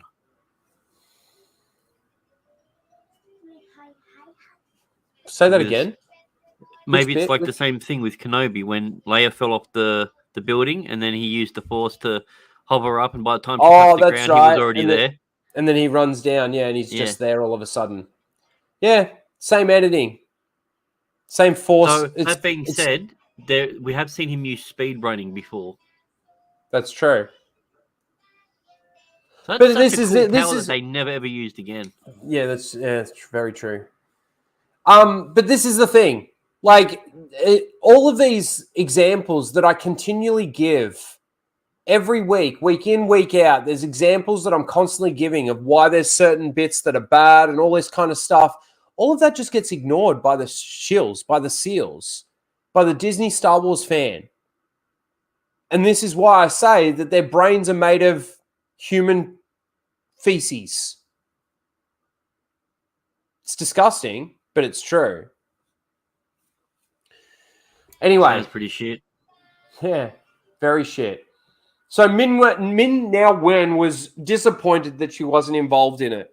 It's probably after well, I don't know when this came out, but after the result of what Mando Season 3 did, maybe she's now happy about it. Probably not, actually. She still wanted to be a part of it because they see it all differently. They think it's fantastic. And they obviously only see the good reviews from the Disney Star Wars fans. Well, here's the thing: if I was in that position, I wouldn't watch any reviews. If the people who I'm making the stuff for tell me it's great, I'm not going to look at another review. Why would I want to do that? Why would I want? Because I know what it's going to be like. Like, if the person paying my check says you did a good job, that's good enough for me. What do I care about someone who has nothing to do with anything with me? It? Yeah, no, 100%. Like I get that mentality for it. Her name is Men Now Win. Yep. I didn't realize she had such a base name. Yeah. But yeah, just another stupid take from another fucking Disney Star Wars actor that thinks that what they're actually creating is actual Star Wars and actually incredible.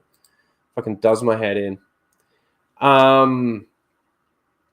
Let's do...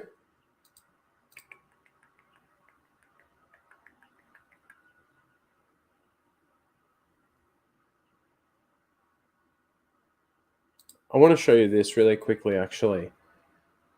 This was just something... Like, I think I gave an example of this last week when, Dan... Everyone here should know who Dan is. He's definitely one of the best SEALs that we have nominated week in, week out. Surprisingly, he doesn't have a nomination this week. But, he's one of Disney's biggest shills, one of Disney's biggest SEALs. And he's got some really bad takes that he puts out on Twitter. But then there was the one thing about the Grey Jedi, and he then comes out and says, I hate when this Grey Jedi thing goes around because it completely destroys George Lucas's legacy and what George Lucas's philosophy of the Force and Jedi and Sith were. And it's like, dude, in my tweet, I just said to him, that's rich coming from you, someone who is happy for the sequels to be what they are, which is completely destructive of George Lucas's legacy. And I think based on George Lucas's reactions to a lot of it, definitely tells you that George isn't happy with what they've done. But then when it comes to the Grey Jedi stuff, it's like, no, that's not George Lucas. So this is another one of those situations where we had prequel memes, who is another Disney shilly fucking Twitter page, right? With this Skywalker meme. I lost my hand in my second movie. I lost my hand in my second movie. You can't expect that to happen to me. Of course not. You're not a Skywalker. Now that makes me laugh. Like, that's so true, right? It's pretty funny. Yeah. It is. But the thing that's not funny about it is that it's coming from prequel memes. A person who sits out there and praises Disney Star Wars like you wouldn't believe. So it surprises me. He probably didn't create it. He probably just found it and posted it. Yeah, that's right. It's from Reddit. So, yeah, I just wanted to share that with you. Just there's so many of these people out there that the narrative changes when they see something that they don't like, but most of the stuff out there that they do, like Disney Lucasfilm do, they absolutely love. Well, it's a weird thing that you got your first trilogy based on Anakin, then it's his son, then it's their enemy's granddaughter. It's like the trilogies as a trilogy of trilogies don't work. Mm. Doesn't make any sense. Grey Jedi would be perfect if the Force is balanced. Then there would not be an issue. No, there's still an issue there. Because, like, you know, you could make the argument that if Grey Jedi was a thing, then Mace Windu was possibly a Grey Jedi because he dabbled and he created that form that definitely dabbles in the dark side. It doesn't work that way. His lightsaber was a mixture of two colors. It's black and white. There's dark side and there's light side. And the way that you get to a point of balance is there is no dark side. That's it. Being a Jedi in the light side removes the imbalance in the Force. And that's why when Anakin destroys Vader and comes back as Anakin and destroys the Emperor, he balances the Force. He brings balance back to the Force. Many Jedis, then. The Grey Jedi is a Disney Star Wars fucking shilly fucking thing that was created by them so that they could make Ahsoka not the good guys, not the bad guys, but not the bad guys of the good guys and not the good guys of the bad guys. They could have Ahsoka be this middle thing that just, you know, is an anomaly. So that way they can say she's the greatest of the Greys. Correct. She's the greatest of them all. Grey Jedi isn't a thing. It never has been and it never will be. And to the person who fucking commented on my tweet to that saying that there was never a Sith code either, so like that's bullshit. That's bullshit. The Sith code is a massive thing, and actually in the Bane trilogy of books, the Sith code is recited by a lot of fucking people. Recited by a lot of Sith throughout their lives. Well, the Sith code requires a lot more discipline because it's a lot more. You got to remove your own self-preservation with it, and also and you've got to feed on your passion. Yeah, you can't waver. Like it's easy to block off your emotions and do that and be stoic when you need to, but it's hard to embrace the hardest parts. I'm sorry, everything Star Wars. I just can never accept the fact that Grey Jedi is a thing. It's not. Disney will make it a thing. I can almost guarantee that. But it's never has been a thing and it never will be in my eyes. It's not real Star Wars. It's Disney Star Wars. And it's Disney Star Wars fans that have created it. It's kind of like I don't know if you've ever seen it. There's a meme out there for the sand code, right? And it talks about like it being rough and coarse and all of this kind of thing. It's a fucking fan-made thing. Everywhere. And it gets everywhere. That's right. So Soulshade has a good point here.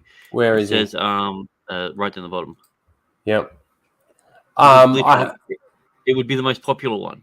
If you have a choice between the two, get the third option. Yeah. Yeah, 100%. It probably would be. I don't know, the Grey Jedi was a Disney thing. It wasn't even a Disney thing. It's a fan thing. Yeah, I thought it was fan. Yeah, sorry, it was fan made. But that's again, that comes back to headcanon, and headcanon isn't a thing. Canon is created by the creators, like George Lucas. Headcanon isn't a thing. And this is why I always say to people, I want to classify it as that. If Filoni makes something within the realm of it, it is canon. Even if you don't like it, but this is why I always say I want an explanation from someone on how tracking fobs work, but don't use your headcanon. Midichlorians. Because that still doesn't transmit a signal. So I want to know how tracking fobs work, but you're not allowed to use headcanon. No one can answer that question because the creators haven't explained it. That's right. But I think you can still come to a logical conclusion or something. Like if you set up a bounty, like these are people who have borrowed money. So if let's say, for instance, if you borrowed money off so and so, I'd say, all right, well, that brings me back. Hang on, wear this on your ship. You've got to do that. That brings me back to Han Solo borrowing money from Jabba the Hutt. But maybe this was implemented after that fact because people were getting away with it. And maybe different people have that. Maybe Jabba didn't have that because Jabba had the arrogance. So who did Grogu? So who did Grogu borrow money from? Oh, what's his name? The guy who I can't think of his freaking name. The guy with the crazy accent. From it wasn't so much he borrowed money; it was for board and everything. And you know, those medical experiments don't pay for themselves. Tracking fobs don't make any sense, and I don't want a headcanon explanation. I want an explanation from the people that created what a tracking fob is, and I want to know from them how it works. Well, why don't you tweet at them every single day until they answer? Yeah. Hey, John, Dave, can you explain to me how a tracking fob works? Yeah. All right, let's just go into this next one here. So, Obi-Wan Kenobi director Deborah Chow has addressed if a season 2 will get made. This is obviously season 2 of Obi-Wan Kenobi. This was always considered of as a limited series. Who knows? There's 10 more years before A New Hope starts. So never say never. Honestly, this is just something that the fans of the Obi-Wan Kenobi show want. And I don't know any true Star Wars fan out there that liked the Obi-Wan Kenobi show. Especially with what kind of damage they did to Obi-Wan, what kind of damage they did to Vader, what kind of damage they did to Bail Organa.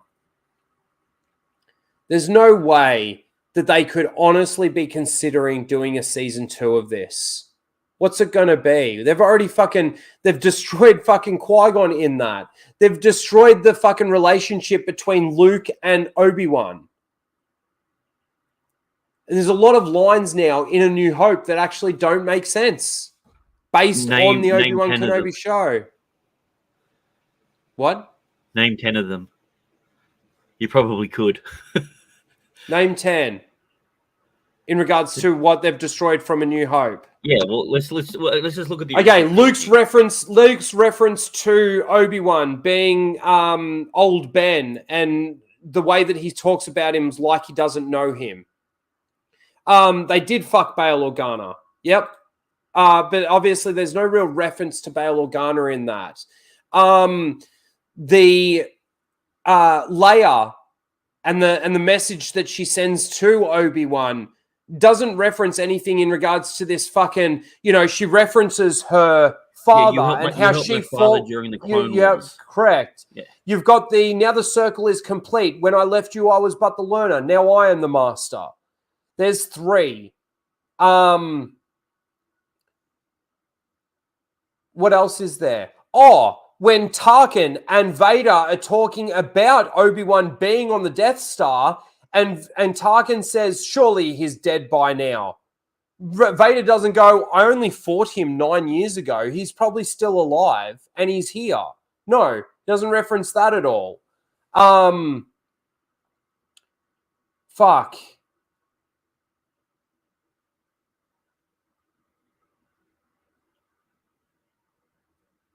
That name 10 references flew over Rhino's head.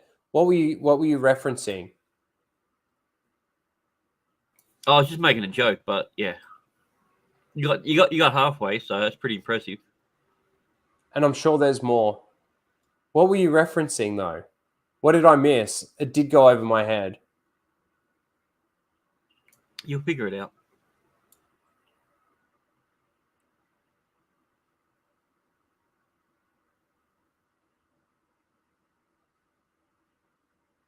Maybe I won't. My head's not working right now.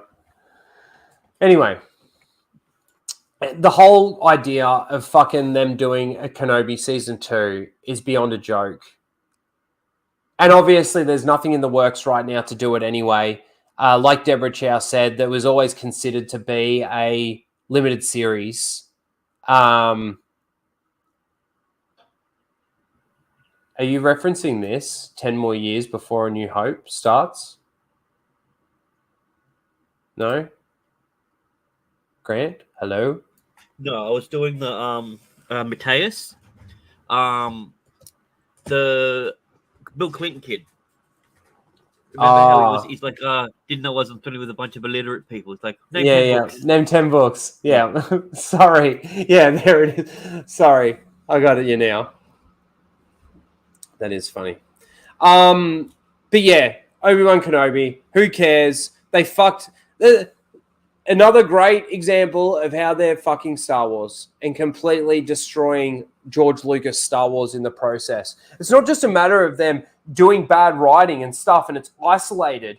What they're doing is it's retroactively destroying stuff that comes after and stuff that comes before, really, at the end of the day. Oh, also, there's another line. I'm sorry that sorry about your friend to Luke when Obi-Wan dies. Why wasn't Leia more upset over it? Yeah, that's true. There is that.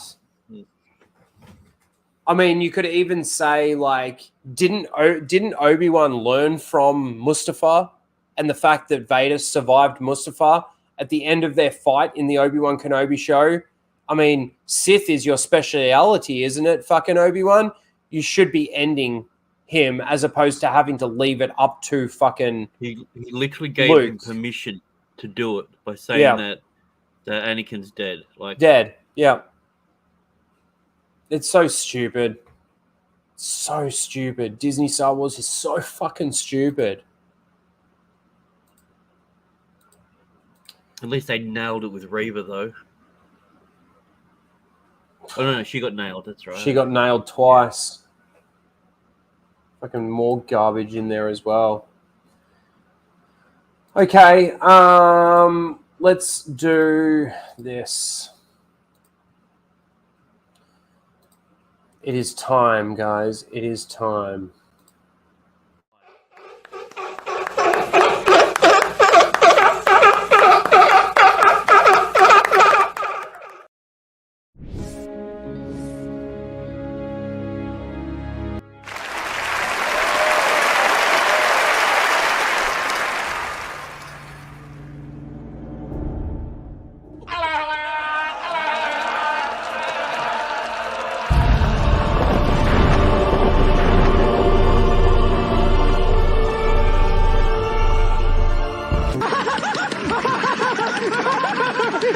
Follow the Jedi. Follow the Jedi.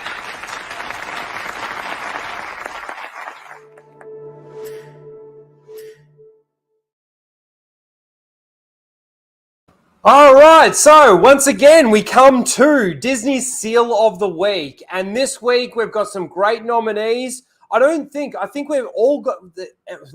I think every single one that we've got this week is actually a new nominee. I don't think we've got anyone that's actually been nominated before this week, which is quite incredible because normally like Dan's in there or there's a few constants that are always shilling and sealing for Disney Star Wars out there. So let's go through these. Nominee number 1. By the way, you'll remember people mad at this guy in the Book of Boba Fett for the don't know why that's there twice, unnecessary spin. Do you know how many unnecessary and random ass spins, flips, and twirls there are in Star Wars? It's like canon to do shit like that.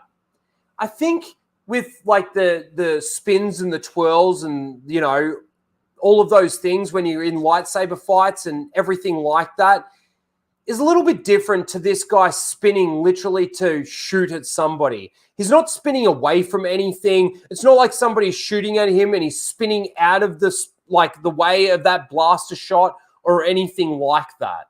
He So already had his gun pointing in the same direction. yeah, it was a stupid. This was the most pointless spin. I understand that in some did you realize there was actually an extended scene to this spin? What? I shared. So you watch. That's a good trick. So that's the first one, but then he does it again. You get the next one.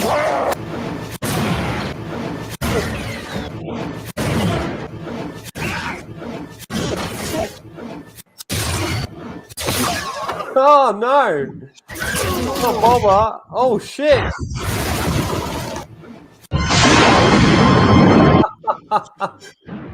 Wizard. Oh, that's funny. That is funny. There you go. So I guess it is canon after all. Yeah. He's firing a fucking cannon to blow up the Death Star and Jabba's barge and all of that stuff. That's pretty good. It's this spin. It's like in Wanted, when you can curb the bullet. It's like that. Yeah. But yeah, I think this guy's absolutely wrong in saying, there's random spins, flips, and twirls, unnecessary ones. There might be a couple of unnecessary ones in there, but I think there's a lot more that are necessary. It's kind of if you look from people who are like Jedis and everything, like yeah, I think so. I think so. Mechanic. Yeah, well, no, he's not even a mechanic. He's just a mod with a fucking eyeball and a leg. He cut his leg off so that he could get a hydraulic jack on his leg. Eyeball and a leg. But I think the best person who's done a breakdown, go and watch Shadowversity's video on the fight between, at the end of Revenge of the Sith, the fight between Obi-Wan and Anakin, or Vader, depending on how you want to reference him in that fight.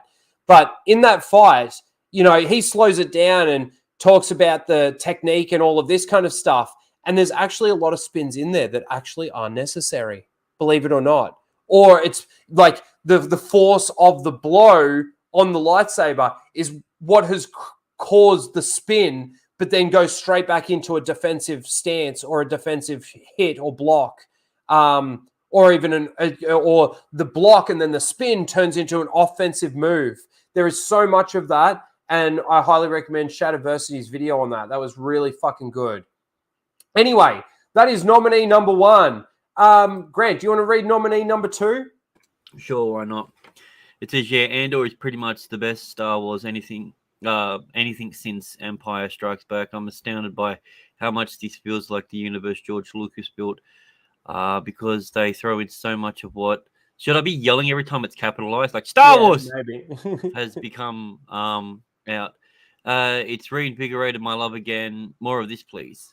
Well, see, this is the weird thing about that statement. It shows the side of Star Wars that we never got to see, the everyday people. We got to see what the world was like without it. So, which is something that we never really saw with any of the George Lucas stuff. So I don't know where he's coming from with that. George Lucas' story was always only about the most important people in the universe.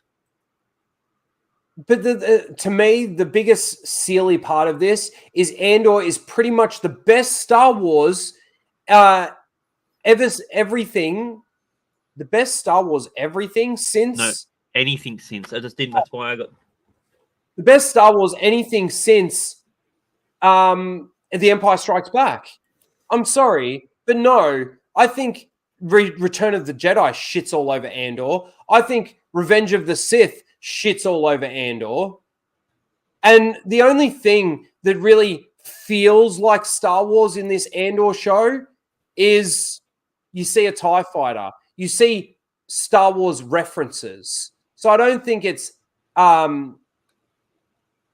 anything that we've that's gone past what we had from the original 6 movies. I don't think it certainly doesn't sound like, yeesh, I fucked that up, didn't I? It's just Andor was so bad, and it's not Star Wars. It's just not.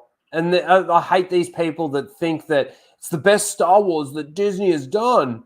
Because something is above par and something that can be considered good doesn't necessarily mean that it's the best for that. Like, I'll give you a prime example.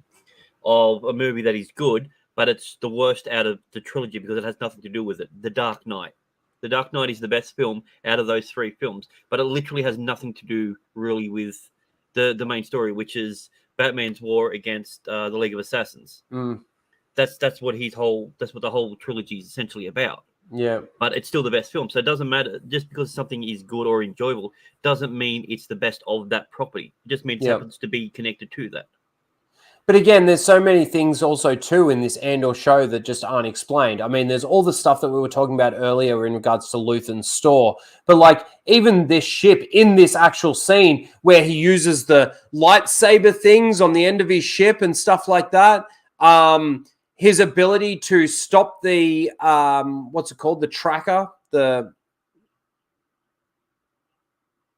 can't remember what they're called now. Just call them fobs. Yeah, basically. But yeah, like there's just so much in Andor that's just not Star Wars. And there's so many storylines and so much bad writing in it. Like I still want to know why Andor decided to stop looking for his sister and just accept Luthen's mission. Like that he wanted him to do. To his mother. His mother but says, his no, mother, good. but hang on, his mother didn't tell him that his sister, like to stop looking for his sister until after the mission that he did, until after the heist. So it starts off with him looking for his sister. Luthen takes him, basically says, do this mission for me. He's like, yeah, okay, fuck my sister. I'll stop tracking her. I'll stop looking for her now. I'll do this mission for you. Dead end, didn't he? That was the whole point. He had to do something. And then he goes back home, and then his mum says, oh, stop looking for your sister. Anyway, that's nominee number 2. Nominee number 3 is 1 year ago today, Obi-Wan Kenobi broke all our hearts and gave us one of the best Star Wars moments of all time. Anakin's gone. I am what remains. So Obi-Wan should literally just run over there and chop his head off. He should. Yes. Then now, now that my friend is dead, I'm not killing anyone important.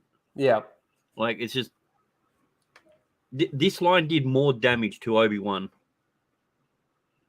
Yeah.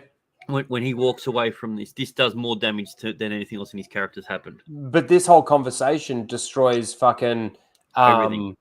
Especially the line, the circle is now complete. When I left you, I was but the learner. Now I am the master.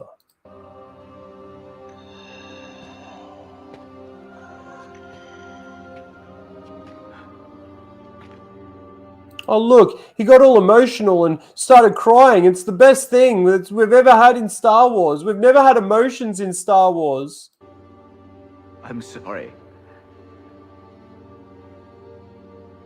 I'm sorry, Anakin.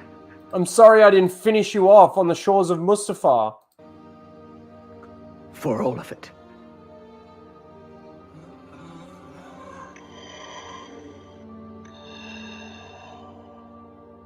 Shouldn't he be suffocating by now? What? Shouldn't he be suffocating by now? Yeah, probably. But who cares? I am not your failure, Obi-Wan. You didn't kill Anakin Skywalker.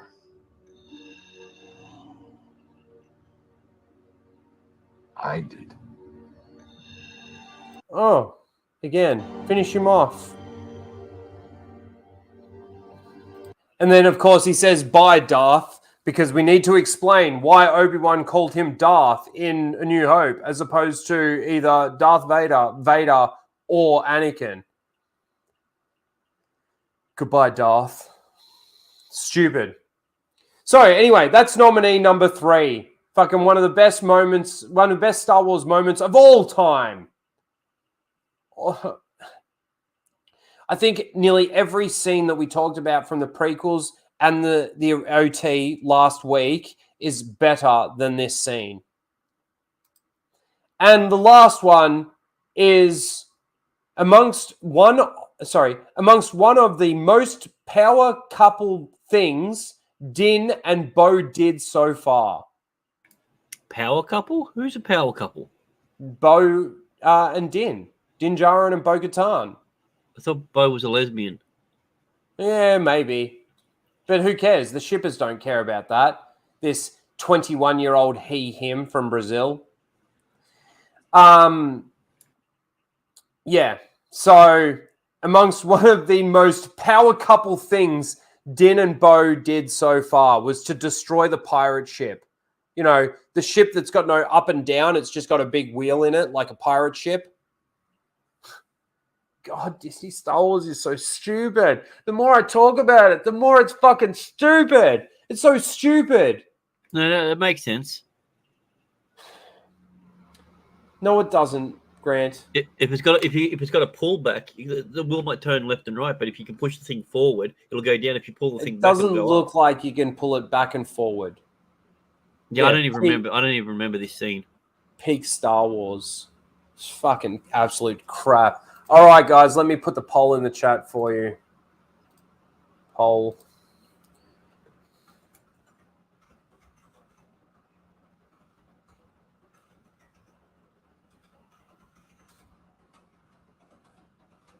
If Star Wars has peaked with this moment, then we're all in trouble. No, because the next thing that comes out will be the best Star Wars we've ever had. And then the thing that comes out after that will then be the best Star Wars we've ever had. And then the next thing after that will be the best Star Wars we've ever had. It just keeps getting better and better and better and better and better and better and better. All right. The poll is in the chat. So let me just go through so that you know. This is number one, the spin move in Book of Boba Fett. You know, it's crazy how the fans like criticize this unnecessary spin when all the other unnecessary spins and twirls and flips and all of that, you know. You know what character didn't need to spin? The greatest Star Wars character of all time, Bellinger, and he gets no credit. Yeah, true. Bellinger the Bell Ringer. We've got this take about how this Andor, or not even this scene, but just how Andor was pretty much the best Star Wars since Empire Strikes Back, and how good it really was when it really wasn't. So like this guy thinks that Andor is the best Star Wars we've ever had, but you know, this person thinks that this scene in Obi-Wan Kenobi was the best Star Wars we've ever had. And then you got the people that think that Luthen's dialogue in Andor was the best Star Wars we ever had. To see who wins. Fucking hell. Anyway, so this is number 3.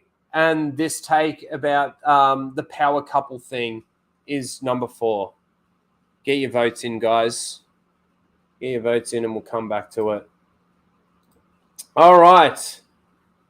Let's watch something nice, and then we'll watch something stupid, and then we'll go back to Seal of the Week. So the actor who played Grand Moff Tarkin. Yeah, what's he doing lately? Funny. What year did he die?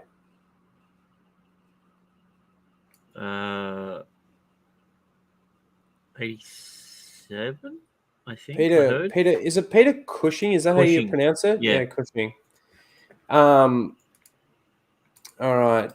I just saw this, and I always like to watch little things like this because they talk about it in such a way that it's like really cool. All right, let's give this a watch. What's he talking about? He's talking about his feet. See that? It's over 12 inches from there to there. Oh, you know what that means. He's got a big dick. See that? Because he's not the only one that can be choked. 12 Yeah. inches from there to there. Big feet. I was dressed as rather like an Edwardian chauffeur with a high collar up here and sort of fountain pens across here as Grand Moff Tarkin in Star Wars. And a pair of boots, riding boots, that came right up to here, tight fitting, you see. They hadn't got time to have my boots made for me, which is usually the case because of my large feet. So I had to do with a pair out of stock. So there I was on the first day of shooting, this very, very cross, unpleasant gentleman, Grand Moff Tarkin, stomping around, and it was agony, Ivy. It really was. So the next day I said to dear George Lucas, the director, I said, George, I am not asking for close-ups, but do you think you could shoot me from the waist upwards from now on? And he said, why? And I explained the reason. So he said, oh, all right. And he gave me a pair of carpet slippers. So for the rest of the film, I stomped around, looking extremely angry and very cross. Carrie Fisher. And his old grandma started in carpet slippers. That's funny as. Like, look at him. Very funny. Scariest man on the Death Star, and he's wearing slippers. Yeah, that's right. Pretty funny. But yeah, I saw that. I thought you guys might like that. Now let's watch something that we don't like. Actually, can you just hold the fort for 1 second? I need to go grab another drink. 1 sec. Yeah, no worries. Yeah, so let's have a look at saying Dracula and Van Helsing. Yeah, I guess you could play that as well. Dooku and Tarkin. Yeah, that works.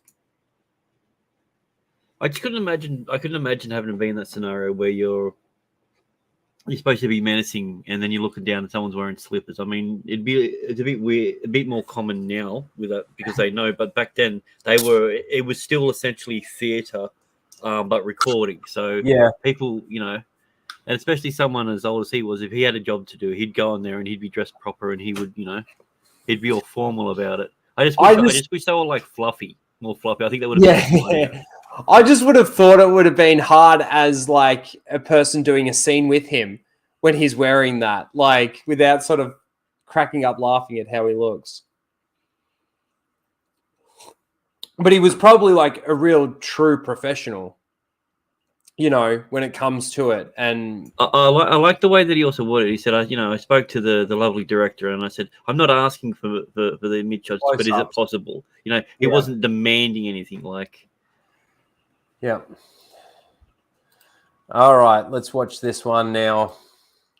So we've watched a couple of these sorts of things in the past, and I think we all know that we don't like this chick, but our beautiful redhead chick from who does the This Week in Star Wars videos for the YouTube channel. And I want to point out the Netflix bio about her has been played by a black woman. Oh, really? Doesn't surprise me. 7 days ago, this just goes to show how dead Star Wars is becoming. This channel has 4 million subscribers. This video was released 7 days ago, and it's celebrating 40 years of Return of the Jedi. It's got 31,000 views with 2K upvotes and nearly 400 downvotes. Like, honestly, that's horrible in regards to the interaction that this gets as Star Wars, basically. Well, so at the moment, you've got 50 likes. So they've got essentially what's that? 250 times the amount of interaction. Interaction, yet with 4 million, 10,000 times the amount of subs. Yeah. Yeah. And this is the thing, if Star Wars was in a good place and if it was in good hands and all of that kind of thing, this would probably have like over 1 million views. It would probably have 100,000 likes and, probably around the same amount of dislikes right now. But no. Yes, Jawa Fucker's sister. That's what we need to... Okay. She's adopting that name. She's the Jawa Fucker's sister. Very good. Thank you, Red Hoodwinked. We will continue to call her that. All right, let's see how Disney, Lucasfilm, decided to celebrate the 40-year anniversary of Return of the Jedi. Fly casual. It's the 40th anniversary of Star Wars Return of the Jedi.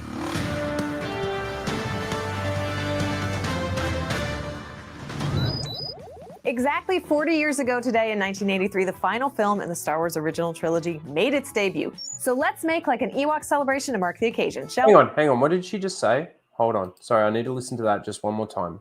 40 years ago today in 1983, the final film in the Star Wars original trilogy made its debut. So let's make like an Ewok The final film in the original trilogy, she said. celebration to mark the occasion, shall we?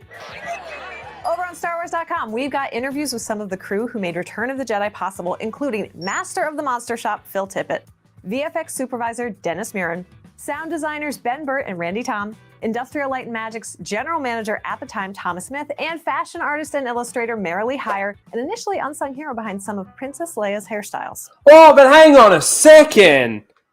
Hang on a second. There were no women in Star Wars. Star Wars wasn't for women. You can't be doing that. Wasn't this the same chick that did the whole big spiel about how Star Wars was saved by a woman in the editing room? Yes. Correct. But I do have to give some credit to, I know Marsha Lucas has come out since and she's said some pretty stupid shit. But she did, I think, do a lot of work and saved a lot of the movie, the original movie. That's A New Hope, guys, not these other ones. And last weekend, Industrial Light and Magic held a special reunion for the crew behind the visual effects for Return of the Jedi. It was a most impressive gathering of ILM legends. Catch a glimpse for yourself on ILM's social channels. Yeah, Hey, the remember people that loved what they did and loved the work that they did and loved the movie that they were working on and stuff like this, unlike somebody like Tony Gilroy that time Luke Skywalker built a and Kathleen Kennedy And Tony Gilroy. remember and Tony Gilroy. Yeah, you gotta time add him Luke in twice. That's Skywalker how built a bad new he is. lightsaber in a What? You gotta add him in twice. That's how bad he is. Yeah. Hey, remember that time Luke Skywalker built a new lightsaber in a cave on Tatooine while his cybernetic father tried to reach him through the Force? No? StarWars.com. What? You have not watched that? His cybernetic father tried to connect to him through the Force in that scene? I don't think so. He made that lightsaber so that he could go and save fucking Han. This chick is dumb as shit. That time Luke Skywalker built a new lightsaber in a cave on Tatooine while his cybernetic father tried to reach him through the Force? No? StarWars.com No. has you covered with a guide to the deleted scenes from Return of the Jedi, streaming under extras on Disney+, which give you a glimpse at this moment, a blustery sandstorm, and yes, more Moff Jerjerrod content. You can also examine Jabba the Hutt's Rogues Gallery because we love finding a Glup Shido deep in the shadows of a Star Wars scene and making up a whole headcanon about their rich inner life. Or test See, they really play on the headcanon stuff. Notice how she threw that in there? Fucking headcanon. Yeah, 'cause I've seen the deleted scenes in that, and that's not what happens. It's not what happens. It's headcanon.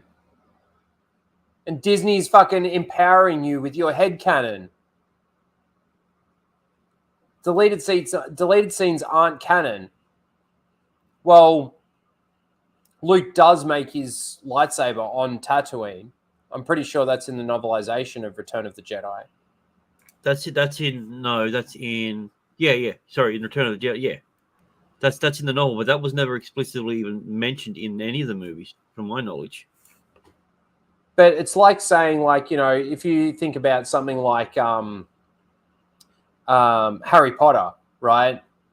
You know, I know that the books came out after the movies in Star Wars, and it's the opposite with the Harry Potter franchise. But it's like saying that something that happened in the books that didn't happen in the movies isn't canon. And it is. It is. It's a novelization of the movie. Star Wars scene and making up a whole headcanon about their rich inner life. Or test your knowledge with the quiz, How Well Do You Know Return of the Jedi? There's even a friendly debate about the best moment in the film, which is fun, even though our vote for Malakili crying over the Rancor didn't make the cut. But that's not all the Return of the Jedi love because today. Rancor are now just, thanks to the Book of Boba Fett, they're just misunderstood, depressed fucking creatures. Keep your eyes peeled on the Star Wars social channels throughout the day for even more fun, like a Jabba's Palace Lo-Fi, the 40th anniversary panel from Star Wars Celebration Europe, and lots more. However you celebrate singing Yub Nub at the top of your lungs, rewatching Return of the Jedi for the 40th time, quoting your favorite lines and your favorite moments to your friends and family, General, you can count us in. For many of us, myself included, Return of the Jedi was the best Star Wars movie growing up. It had murdery Ewoks, Yoda spilling the secret of Murdery Ewoks. Yep, that's what we like to do. It had murdery Ewoks. Well, I guess they did want to cook them. But yeah, that's because they thought they were food. Oh, man. And they set the trap for them so they could catch some food. Oh, man. murdery Ewoks, Yoda spilling the secret of Luke and Leia's bloodline, and so many great one-liners. Great. Always thinking with your stomach. Plus, a happy ending that made us feel like That's the great one-liner that they chose to pick from the movie? Okay. hope could prevail even in the darkness. And you also shared some of your Return of the Jedi memories. Jay still has their childhood lightsaber, proof that a lot of kids grew up wanting to be Luke Skywalker. Felipe's best... No, they didn't. No, they didn't. They couldn't see themselves in Luke Skywalker. No one could. It's a shit story. What are they talking about? It was embedded in the patriarchy, wasn't it? Yeah, most of them were. That's how I remember it. Fucking such fucking hypocritical shit. They're trying to feed off the nostalgia of Return of the Jedi and make money off that. Best memory is watching Return of the Jedi for the first time on VHS. Angel relived their favorite moments by flipping through a sticker book. And many of you shared your favorite scenes with us and each other. Seriously, chills every time. Thank you all for sharing your love of Return of the Jedi.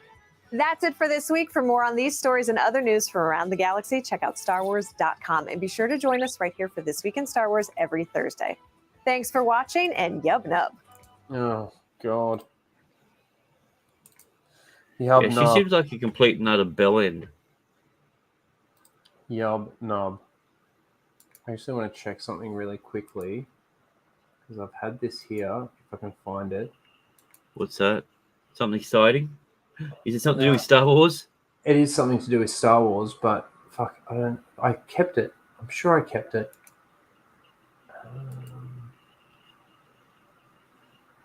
Let me just see if this is it. Oh no. No, that's not it.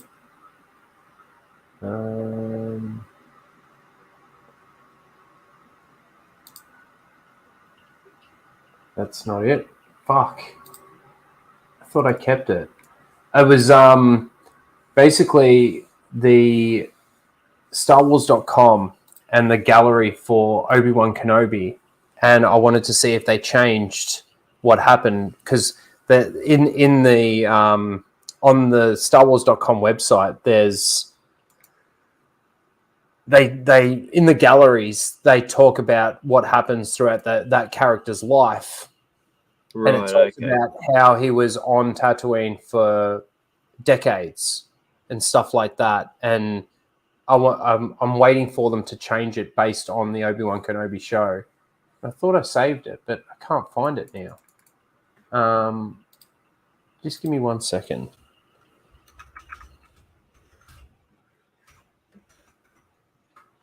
So Melissa Lord says, real Star Wars fans don't yub nub. Correct. Do you agree? Yep. Although I don't mind Yub Nub as the song, but it was never the original thing. Obi-Wan.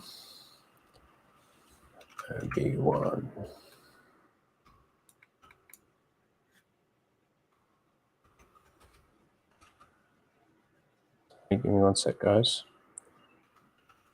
Oh my god, that song charted. Holy shit.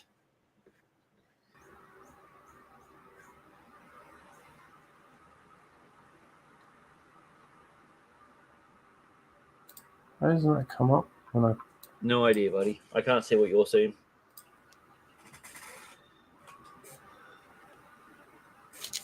So you need to get someone on to have like a friendly discussion / debate on Andor, because you say it's not real Star Wars, and there's plenty of people that say that it is. It'd be interesting to see what people would say, like, you know, just not like an actual like fully formatted debate sort of thing, and not an argument, but something with a little bit of structure where you can get your points off to each. I think that would be I think that could be a lot of fun. Sorry, with who? I don't know, with someone who there's plenty of people out there who can properly articulate what they say without throwing in a bunch of buzzwords.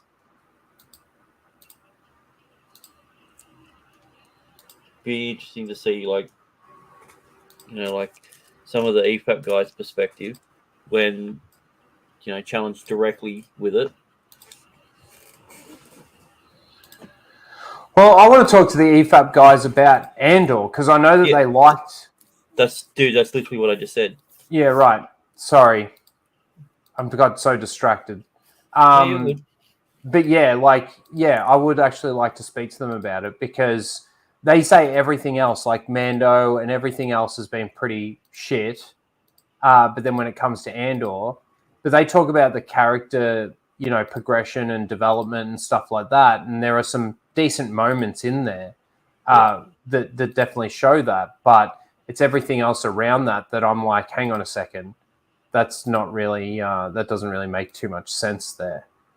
Hang on, I'm nearly at the point, I think.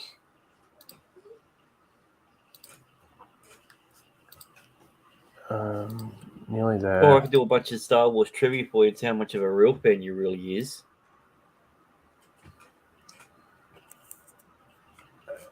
No, they haven't changed it. So this is literally how it's not canon then. The gallery. This is on StarWars.com. It literally goes from him dropping off the child.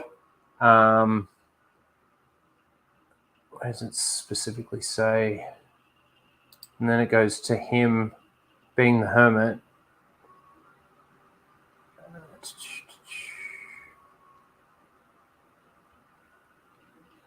Yeah. He would stay there for decades. I always look at that bit on Tatooine. They haven't added in anything from... Oh, we lost Grant. They haven't added anything from the Obi-Wan Kenobi show in between there yet, in their gallery. Normally you can click on this and it actually brings up... Oh, he's back. It actually brings up...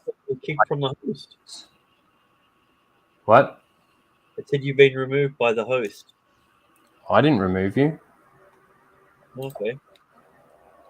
Fucking StreamYard. I certainly didn't remove you. Anyway, that's that. Let's go back and finish off Seal of the Week. So, let me share this really quickly. Have you got your votes in, guys? Get your votes in if you haven't. I'm going to end the poll in just a second. Good old spin to win. Hey, we got 52 votes. How many people are here? 29. We got 52 votes. Okay, I'll take it. Now we got 30. It's growing. What? 30 votes? No, 30 people watching. Oh. Thank you all for being here. Smash the like button. All right, I'm going to end the poll here. Okay, it's blowout. It's an absolute fucking blowout. Where is the poll results? Here, I got them. I'm Why? reposting. There it is. Okay, in last place is number 2 with, Andor is pretty much the best Star Wars anything since The Empire Strikes Back. I'm, what's that? Astounded. Sorry, I'm astounded by how much this feels like the universe George Lucas built because they threw so much of what Star Wars has become. Oh, sorry. I thought that something happened, but I'm on the wrong screen. Sorry, let me go back. No, you're on that screen the whole time. Yeah, no, I know. It's just I'm watching a different screen over here, and it jumped out. So my bad. I'm astounded by how much this feels like the universe George Lucas built because they threw so much of what Star Wars has become out. It's reinvigorated my love again. More of this, please. So they got last place. In essentially second last place and the runner-up because they got the same amount of votes and they only got 3% of the vote. So this one got 1% of the vote. With 3% of the votes, we had number 4. Wait, what the hell's... Okay, you've got 3%, 3%, and 1%. That equals 7%. And then you've got 90%. 90%. What happened to the other 3%? I have no idea. It's stupid like that sometimes. Anyway, moving on. We got number 4 with... Amongst one of the best power couple things Din and Bo did so far was destroy the pirate ship. And alongside that was the spin. By the way, you'll remember people mad at this guy in the Book of Boba Fett for the unnecessary spin. Do you know how many unnecessary and random ass spins, flips, and twists there are in Star Wars? It's like canon. It's like canon to do It's like canon to do some shit like that. Such a bad way of saying it. And then the winner of this week's Seal of the Week is this take. 1 year ago today, Obi-Wan Kenobi broke all our hearts and gave us one of the best Star Wars moments of all time. And it's obviously just fucking I killed Anakin and Obi-Wan crying over it. Congratulations, you win this week's Seal of the Week.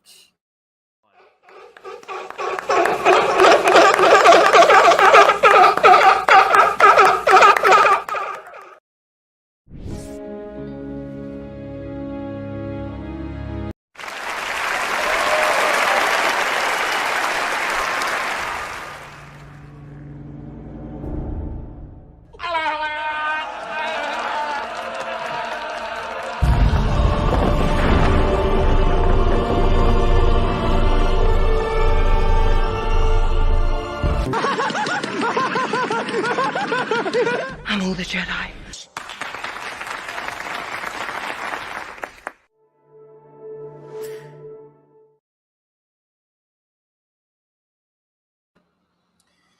And that's it, guys. That's the stream for this week.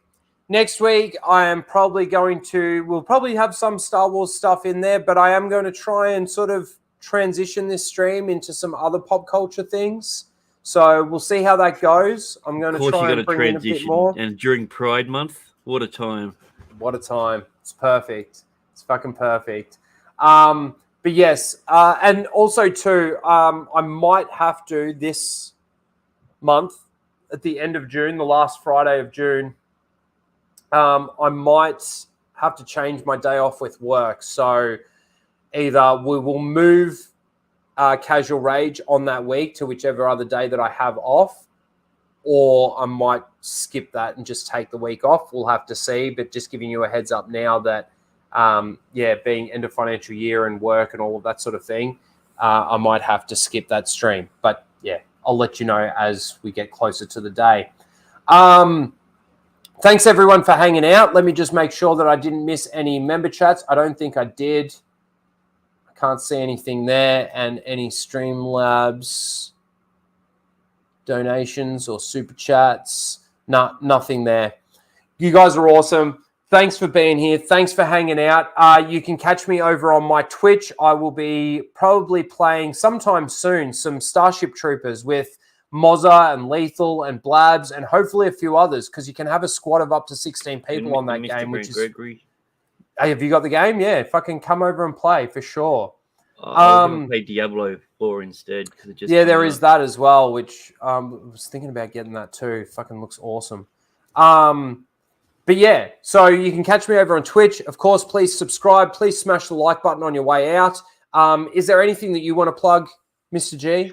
Yeah, so I got full Aussie this week. Do we have a person, or what's going on with that? Is that still going ahead? I don't think so. I think it's just going to be the normal panel. Yeah, we got the full Aussie. Anything else? And then I've got Judging Ethos with Blabs. Yeah, nice. Oh, and we've got the dump on Sunday as well. Yep. Go and check that out too. Yep. So yeah, and please go and subscribe to Mr. Grant Gregory as well. But also please go and subscribe I really need it. I'm only at 93,920. Fuck you, man.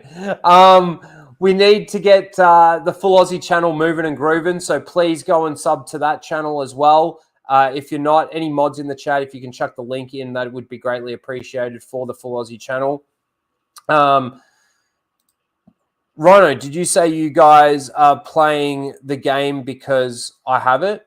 I don't know. You could probably come and play with us, though. Again, we can have a squad of up to 16 people. And yes, finally, no survivor trash. That's right. I'm pretty much done with that game now.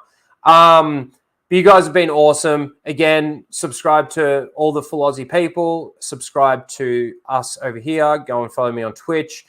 You can find me on Sundays or Saturday nights, depending on where you are in the world, over on Flashcast as well.